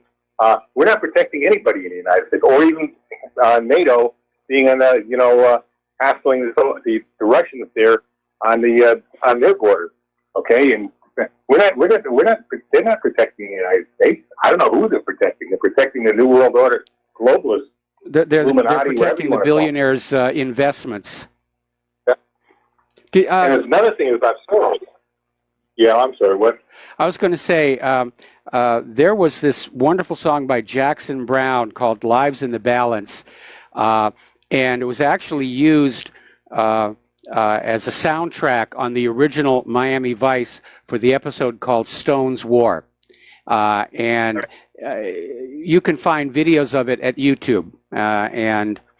Again, it's called Lives in the Balance, Jackson Browne. And if you haven't heard it, you ought to take a listen. Yeah, I got to listen to it. Check it out on YouTube, I guess. Yeah, or on Spotify. Another thing is, as far as good Soros goes, Soros, it's very, it's clear to me who Soros really is. He is part of, like you said, the New World Order, the globalists, the Illuminati, whatever you want to call them today. Okay, he is the Rothschild banks, whatever.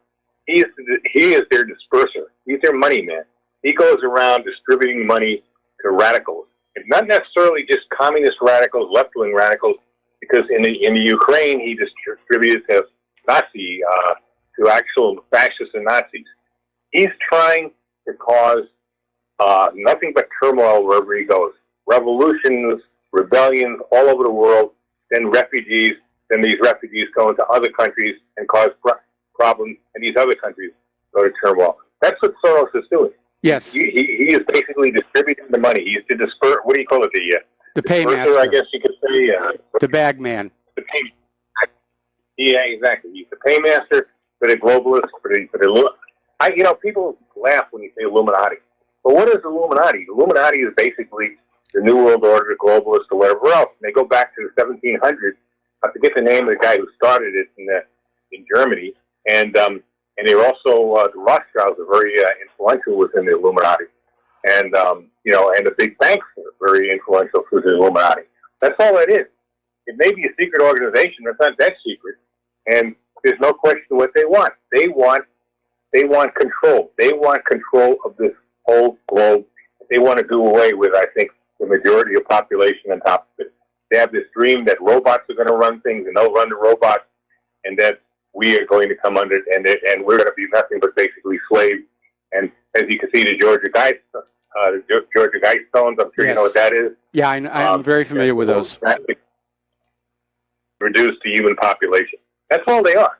That's all they are. If people there was a very good, if you go to YouTube, there's a very good, you could look it up too, search through a quick search engine, and look up a guy named Myron Fagler, or something like that.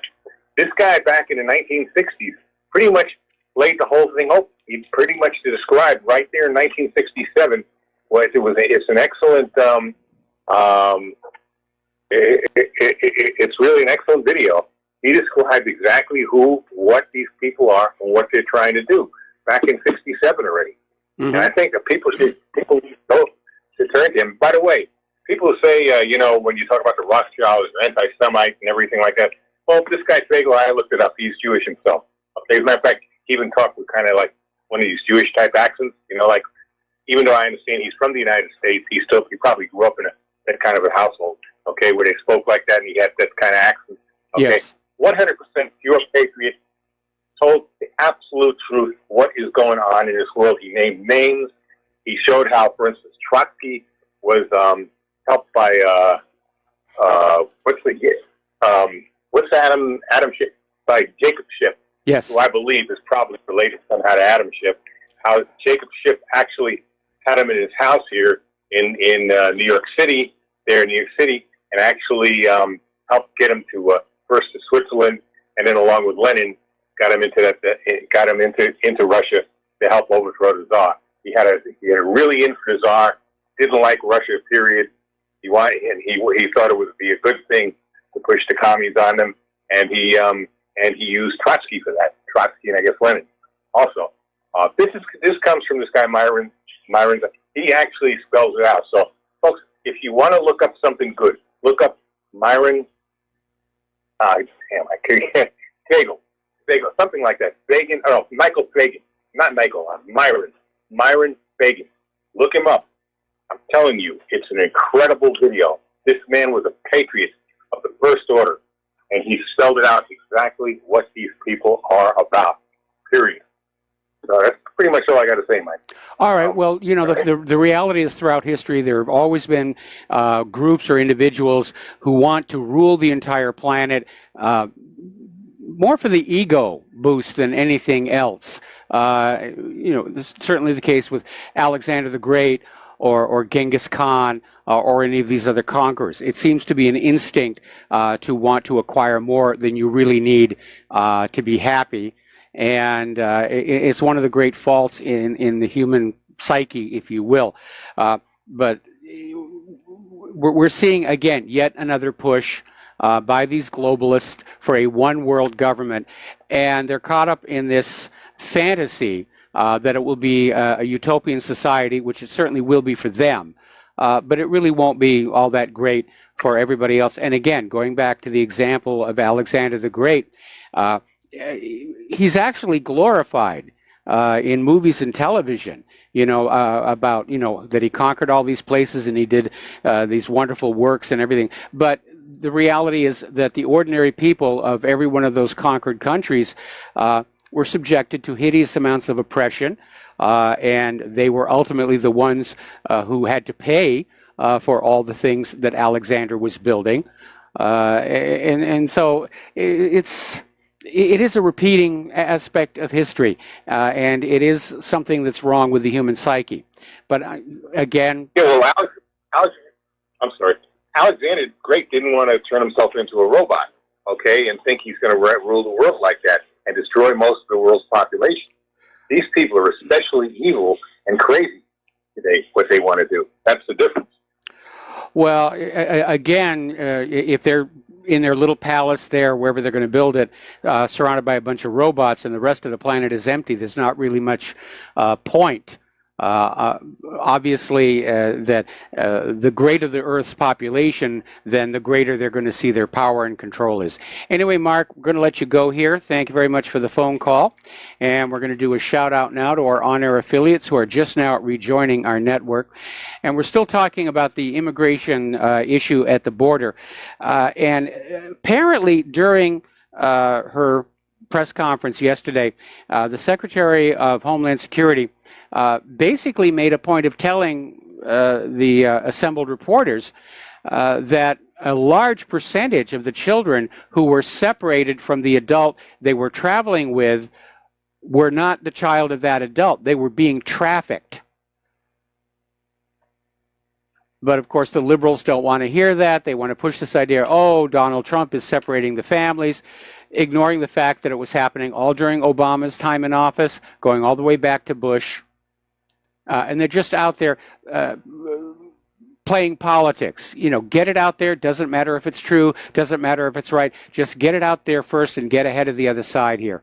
But again, I want to point out that the blame for all of this issue about child separation does not lie with Donald Trump, but with those adults who walk across that border illegally with children.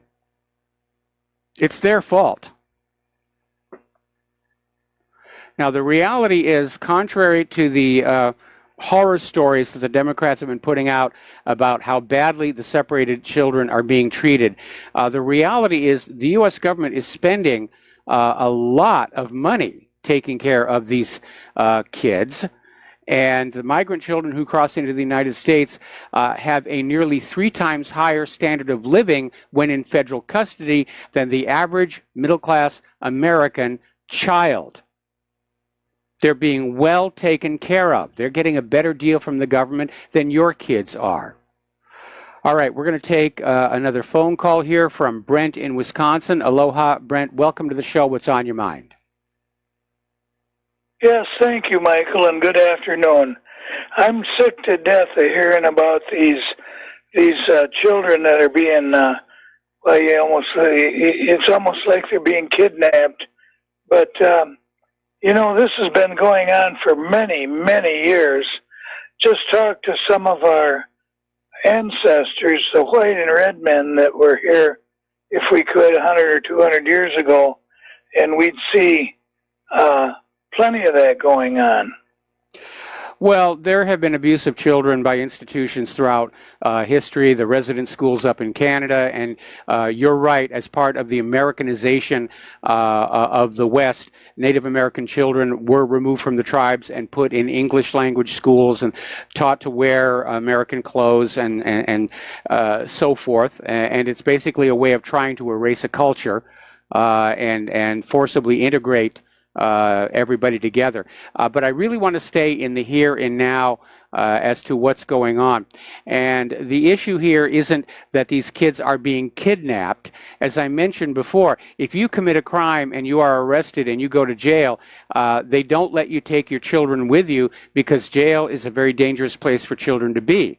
And that is just absolute common sense. And that's the reason why these children were being basically separated from the parents, because the parents are going to jail. They crossed the border illegally. They've been arrested. They're going to jail to await deportation. Apparently, there's a very long process that they have to go through, which I think Trump ought to just speed that up. You're here illegally? Okay, you're going back. 24-hour turnaround at best. Then you wouldn't have to worry about the children being separated. Okay, let's take a look at here and now. If you and your wife have an argument and you have children, and one of you calls the police, somebody from that family is going to jail. And when the police come over and they look around your home and they find a joint or what looks like seeds or God knows what all they can dream up, then the other parent's going to jail as well. And where do the kids go? To a foster home with a bunch of homosexuals or something. You're mixing apples and oranges here. The two issues are nothing at all alike. And a lot of people have arguments. It doesn't necessarily involve the police. I understand where you're coming from on this, but it's a very poor analogy. Anyway, Brent, thank you very much for the phone call. We're going to let you go. Now, over at the New York Times, Ann Coulter is out there saying that, of course, the left are using the children to push the open border agenda. And yes, they are. The Democrats are desperate to flood this country with as many illegal immigrants as they can in order to register them to vote for the midterms this November and the big election in 2020. And the fact that it's illegal for these people to be here in the first place, and it's illegal for them to vote, is apparently irrelevant to the Democrats' desperation to regain control of Congress and the White House in order to bring about their liberal utopian vision, which so far is falling flat on its face here. Meanwhile, we have mothers of children, mothers of American children, killed by illegal aliens, and they're on the warpath, saying that the corporate media is, they're being hypocrites, you know, to show all this sympathy for these kids who crossed into this country illegally with their parents, while at the same time, the stories of illegal aliens killing American kids don't get a lot of exposure. Again, because they're trying to push the open border agenda here. Now, Donald Trump, when he signed that executive order, he followed it up by saying Congress has to pass legislation.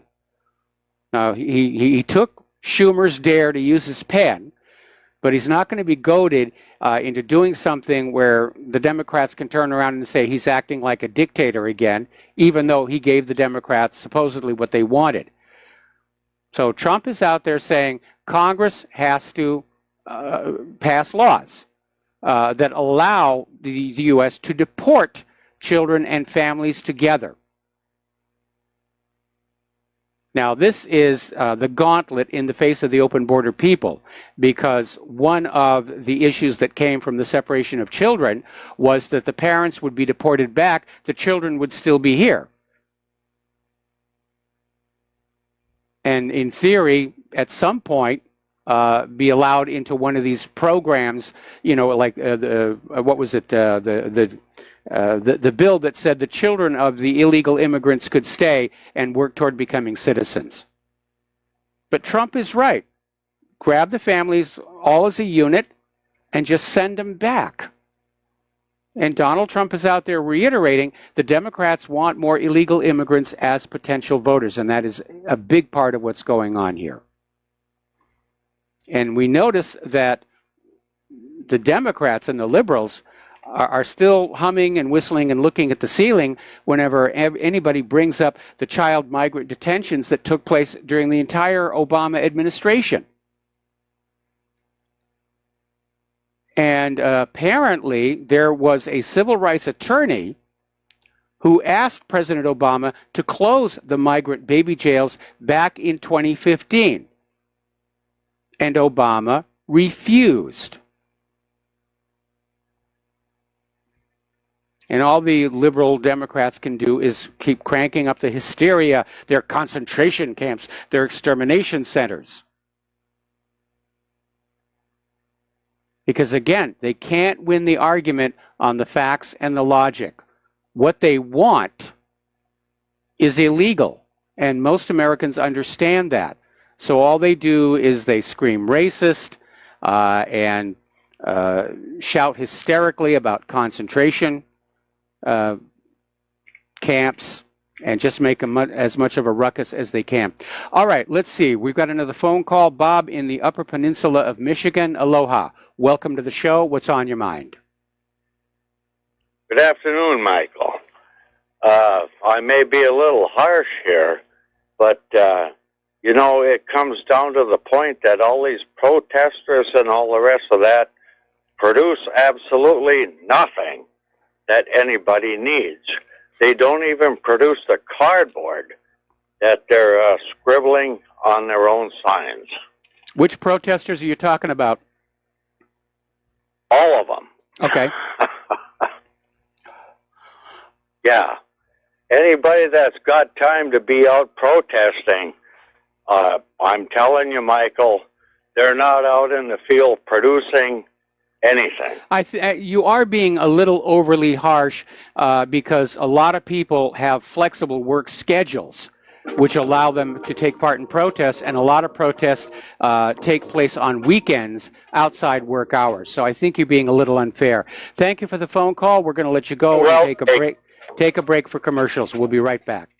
And aloha, America. Welcome back to the show. And we're still talking about the immigration issue and how desperate the Democrats are to flood this nation with illegal immigrants who will then illegally vote for the Democrats who brought them on in.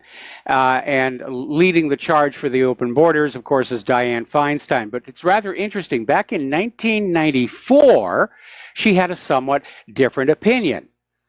Quote, "I think we can enforce our borders. I think we should enforce our borders. Illegals are leeches," end quote. That's from Dianne Feinstein.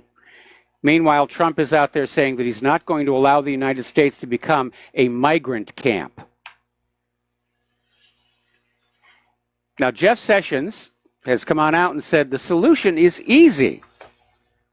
Build the wall and we won't face these terrible choices. Even without the wall, just start enforcing Title VIII. Start jailing all the mayors and governors of these so-called sanctuary cities.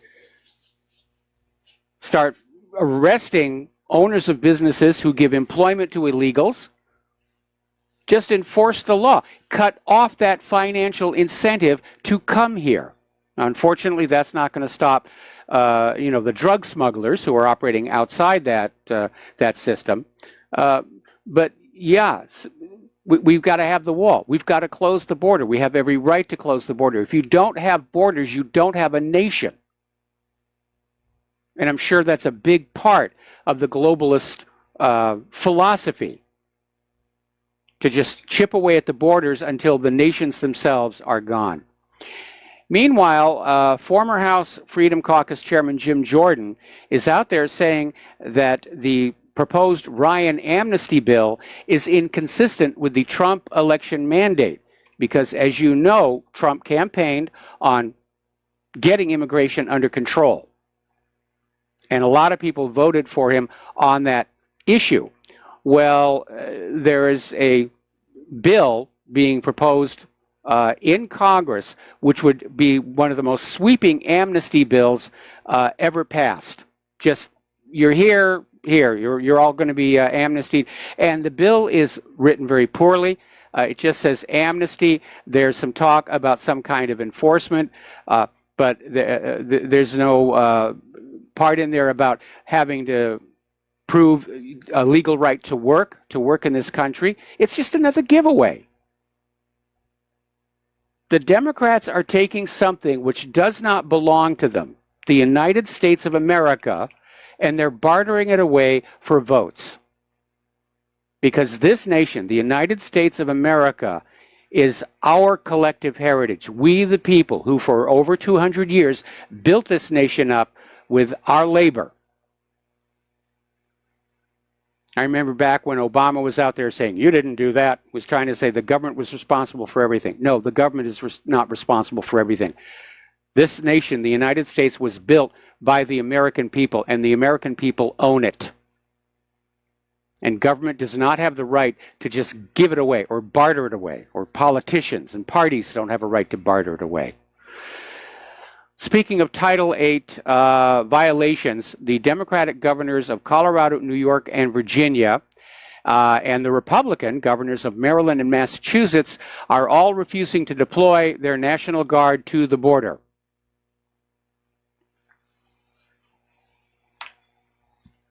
So they're just giving the country away here. By the way, speaking of illegals, a Honduran national in the United States illegally has been charged with killing 2 women in Miami over the past 3 months and then just dumping their bodies on the streets. Juan Carlos Hernandez Caceres, my mistake, was arrested Saturday morning for the murders of Anne Farron, 41, and Needy Roche, 39. Both women were prostitutes, and apparently he was engaging them as prostitutes, and then for some reason, during the act, as it were, he became enraged and attacked them. Now, this next story, I'm appalled at this behavior. We have yet another has-been actor, Peter Fonda, who came on out with this tweet.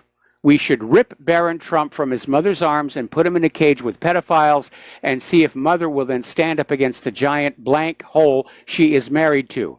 90 million people in the streets on the same weekend in the country, followed by another obscenity. We should hack this system, get the addresses of the ICE agents, CBP agents, and surround their homes in protest. We should find out what schools their children go to and surround the schools in protest. Needless to say, Peter Fonda has now been reported to the Secret Service protective detail, as well he should.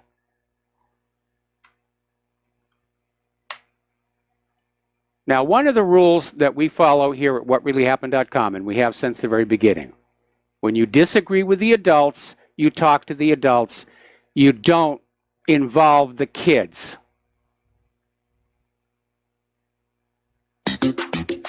All right, we're going to take another break for commercials, and we'll be right back. And aloha, America. Welcome back to our show. We're talking about the immigration controversy, and we're talking about some of the behavior of the liberals. And I don't think they understand the optics when they come on out and shout profanities at the first family, when Peter Fonda comes on out and talks about snatching Barron away from Melania. I mean, is this what liberalism has sunk to? Hysterics and tantrums if they don't get what they want. Well, apparently over at Congressman Brian Mast's office, an intern answered the phone, and the caller said, I'm going to find the congressman's kids and kill them. If you're going to separate kids at the border, I'm going to kill his kids. Don't try to find me because you won't. And then they did. Man's name is Lawrence Key, and he's facing charges, obviously. Apparently, this Key has called Matt's office 478 times and also contacted Marco Rubio and Bill Nelson. And apparently, he is an activist. So, again, liberals need to step back and take a look at how this is going to be perceived, how this kind of behavior is going to be perceived by the American public in general. You know, we want what we want, and if we don't get it, we're going to kill your kids. I'm absolutely appalled. Whether it's this Key, whether it's Peter Fonda, whether it's Samantha Bee, whether it's Kathy Griffin, they're making liberalism look bad. They're destroying their own political ideology. I remember when I was a kid where the liberals held themselves up as an intellectual elite that were going to win the debate with logic and thoughtfulness and good planning. Not anymore. They're a bunch of screaming children with bubble wrap and Play-Doh. It's absolutely disgusting. You know, my policy, hands off the kids. You don't involve the kids. You don't involve the families. You don't do that. Barron, as far as I can tell, is a nice kid. You leave him alone. In fact, I'll be honest, I'd rather meet Barron than Donald. That's another issue entirely. All right, now, James Wood, and I almost feel bad for the guy because throughout his career, he's played more negative, villainous characters, and it's not really him. He's highly intelligent. And anyway, he came on out with this brilliant response to Hillary's faux outrage over Trump's immigration policy, forgetting that it was Obama's immigration policy and Bush's immigration policy. But, oh no, this is Trump. This is just outrageous. And James Wood came back and said, now do Haiti. Occupy Wall Street put out a tweet including a graphic suggesting that ICE agents should be stabbed and their hearts ripped out and put on display.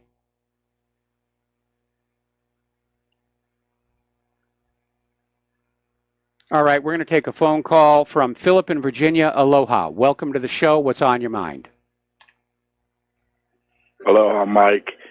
What's on my mind is the facilitators of all of this deranged attitude and behavior and comments such as the one that came out from Mr. Fonda there.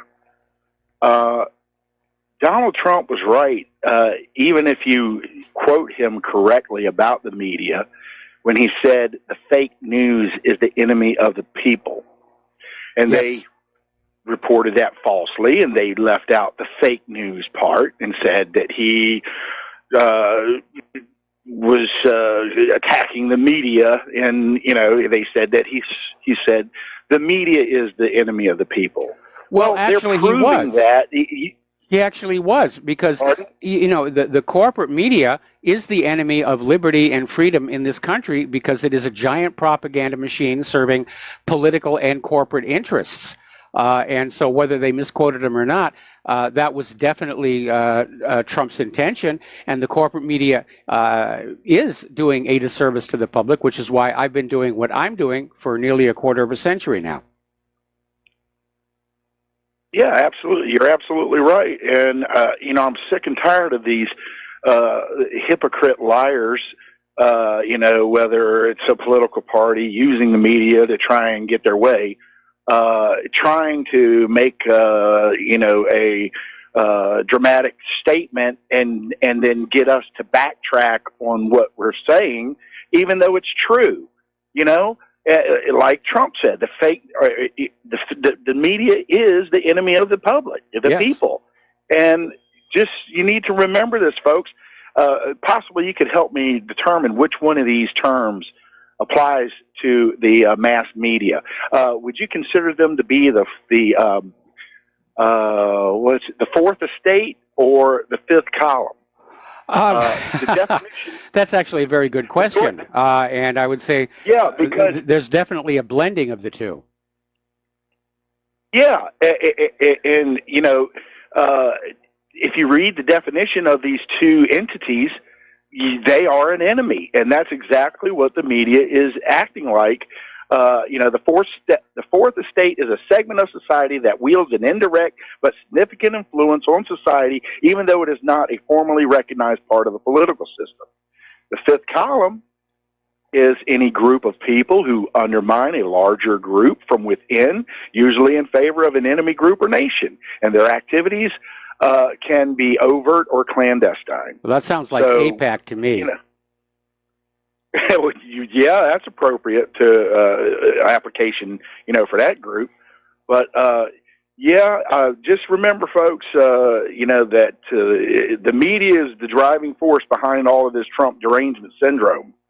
That's getting people to come out and make these ridiculous statements, you know, like Fonda, or going to these restaurants. I'd like to know who went, how they found out that the director of the HHS was there at that restaurant. Well, it turns out that the leader of this group that went into the restaurant and harassed her is Allison Hrabar, and she is an employee at the Department of Justice. And this action on her part may violate Department of Justice bias rules. And the question now is, did she have some kind of access to Nielsen's schedule in order to set this up? That sounds like some criminal behavior there. And again, the optics are just terrible on this thing, because the open borders people cannot win the open borders argument. With the facts and the logic and the law. The law's against them. The facts are against them. Everybody looks around and sees the damage that the illegal immigrants and the refugees are causing here and in Europe. And so all they can do is fall back and say, you know, give us what we want, or we're going to scream at you, we're going to yell at you, we're going to threaten your children's lives. Yep. Well, and I just remembered, you know, that whenever we see a big-time propaganda campaign going on like this, it's always a multifaceted operation. They want to accomplish a lot of things in it, and I think you already mentioned this. One of them, this is a great diversion away from the IG report, where it revealed, you know, that Obama lied about his knowledge of the server and just, you know, all of that stuff associated with the email situation.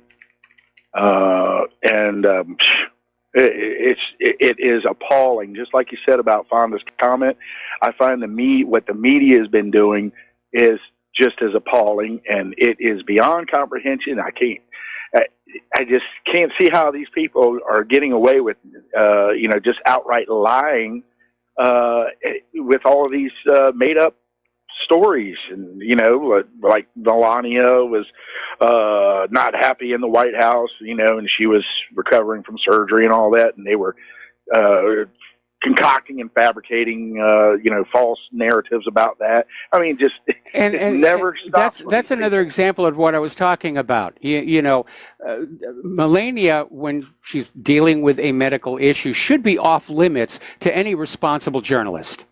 Okay. You know, yes, she's ill, she's doing well, and you stop there, and you don't speculate past that. That's inappropriate. To my mind, that's inappropriate behavior. Well, what I've been doing is whenever I come in contact with somebody and I can detect their outright animosity towards Trump, I didn't even vote for the man. I'm just an objective observer. Yes. And I see what's going on. And I tell them, hey, you need to go to the doctor and get that TDS checked out, man. This Trump derangement syndrome. This TDS, it's organized. It's not a grassroots movement. You basically have the Hollywood liberal establishment is out there pushing people to say we got to get Trump because you know, first of all, he's a Republican. That's strike one against him. He's a populist. That's strike two. And he's a nationalist. That's strike three. And that's why you have people like Robert De Niro standing up at the Tony Awards screaming "blank you Trump" twice and getting a standing ovation. But it's a small, little, tiny group that is using their celebrity status to go on out and make these outrageous statements. And frankly, I got to be very honest, I think the Secret Service ought to give Peter Fonda a good dressing down on this. That was wholly inappropriate for him to say. I'm angry on behalf of the Trump family that this sort of thing happened to them. I was just sad that Melania had to call the Secret Service and Trump didn't. Well, Donald should have did that. Somebody should have called the Secret Service. That was way out of line, what Peter Fonda said. That was just totally out of line. He's an actor. Absolutely. He's a has-been actor, as opposed to me. I'm not a has-been. I'm a never was. Well, just remember, folks, before I go, that our enemy is defined. Take your pick, fourth estate or fifth column. They are the enemy of the public. They certainly are. They are the handmaidens of the money junkies and the power seekers and the corporations. Thanks an awful lot. We're going to let you go. All right. Thank you. Do you remember Danny Williams?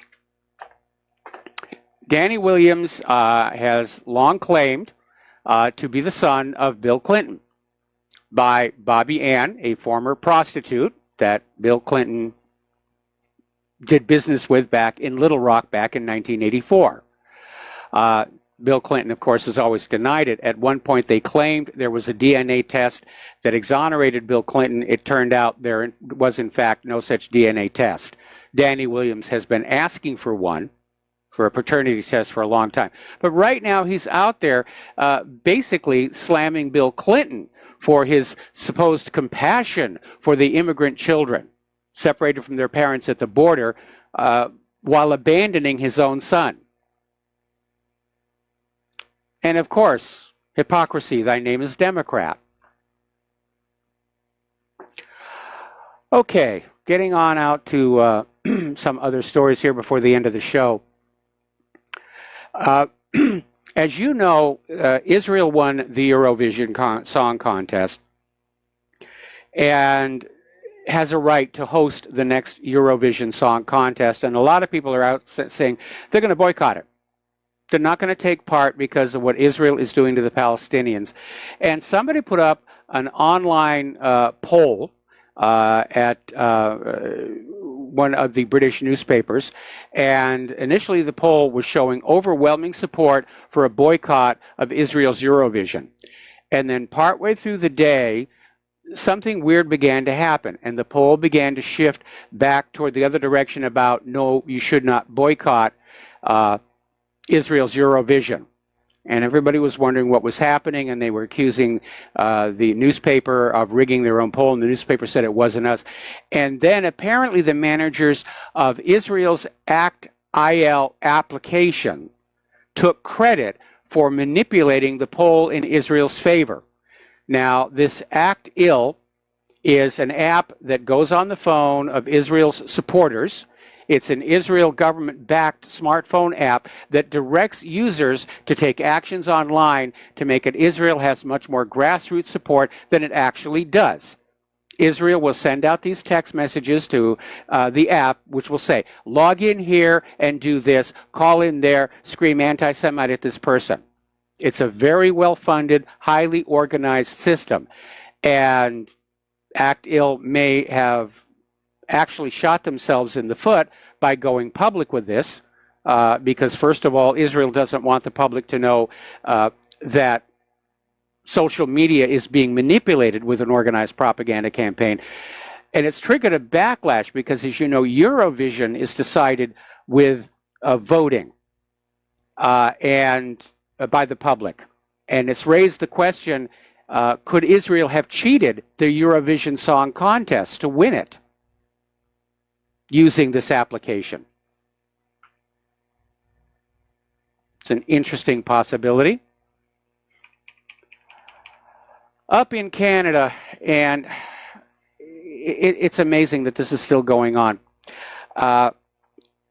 Apparently, Israel's Supreme Court has ruled that LGBT rights have a higher priority than religious beliefs. This is a continuation of this liberal thing that LGBT people can go into places of business whose owners have certain religious beliefs and force them to do business that is contrary to their beliefs. And Canada's Supreme Court agreed. And this is going to backflash on the LGBT community, and I'll tell you why. It's one thing to say we want to be accepted. Yeah, we accept you. Fine. You live your lives, we live our lives, we're going to be fine. But now they're getting confrontational, and they're getting aggressive, and they're trying to force themselves into places where they really shouldn't be going.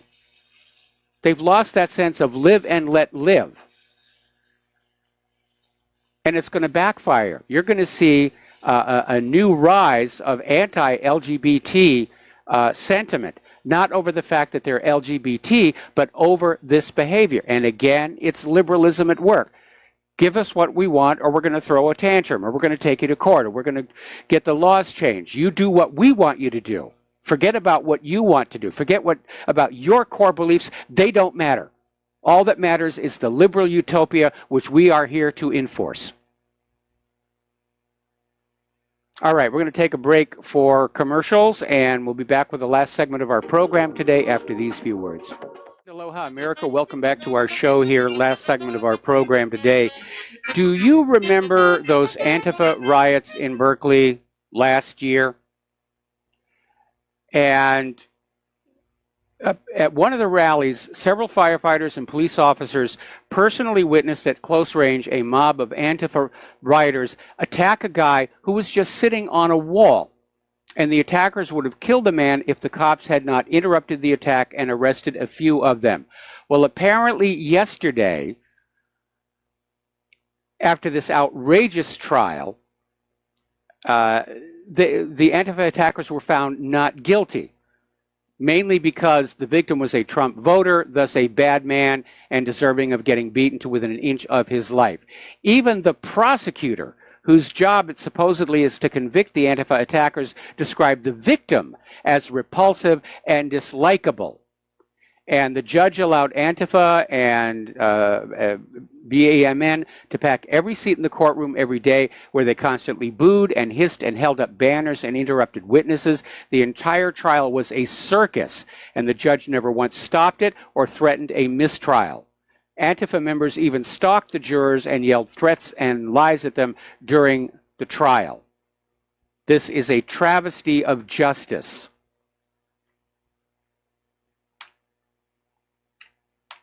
We've lost the rule of law. We have descended into mob rule. If the mob says kill the Trump supporter, that's what's going to happen, and the courts will let him go. Now, yesterday, I think it was, we mentioned that Southern Poverty Law Center had agreed to a settlement with an organization that they had smeared as a Muslim terrorist organization or some such nonsense. It's not like anybody pays attention to Southern Poverty Law Center. But they agreed to the settlement, which was a blow to their credibility. It's the first time it's happened in the history of the Southern Poverty Law Center where they had to come on out and say, yes, we were wrong to label this organization this way, and we're going to pay them, I think it was a little over $1 million. Well, that has opened the floodgates, because now about 60 organizations are considering lawsuits against the Southern Poverty Law Center for being falsely branded as white supremacists or terror organizations or things like that. And remember, whatreallyhappened.com, at one point, we made the Southern Poverty Law Center's list of websites you should never, ever, ever, ever, ever read, or your nose will drop off. So we'll see what's going to happen there. Well, we're coming up here to the end of the show. I'm going to get one computer story in here. Google has apparently killed off domain fronting, so secure communications just got tougher. And it's basically, this domain fronting was used as an anti-censorship technique to bypass filtering. And Google has now killed that off. They want total control. We must have control of the internet. We must control the discussions. All your computers belong to us. Meanwhile, it's come on out that YouTube's piracy filter is blocking out things like MIT course videos, Blender videos, and other legitimate videos as well. All right, there's the music. Time for me to get on out of here and get something useful done with the rest of the day. Please stay tuned for John Stadmiller. I'm sure he's got lots of interesting stuff to be sharing with you. Please take what you learn here and share it with everyone that you know, face to face, have a conversation. Let's bring back the art of the interpersonal interaction. And because social media, it is totally controlled and it's totally filtered. It's the New World Order. Anyway, we'll be back tomorrow. Aloha, America.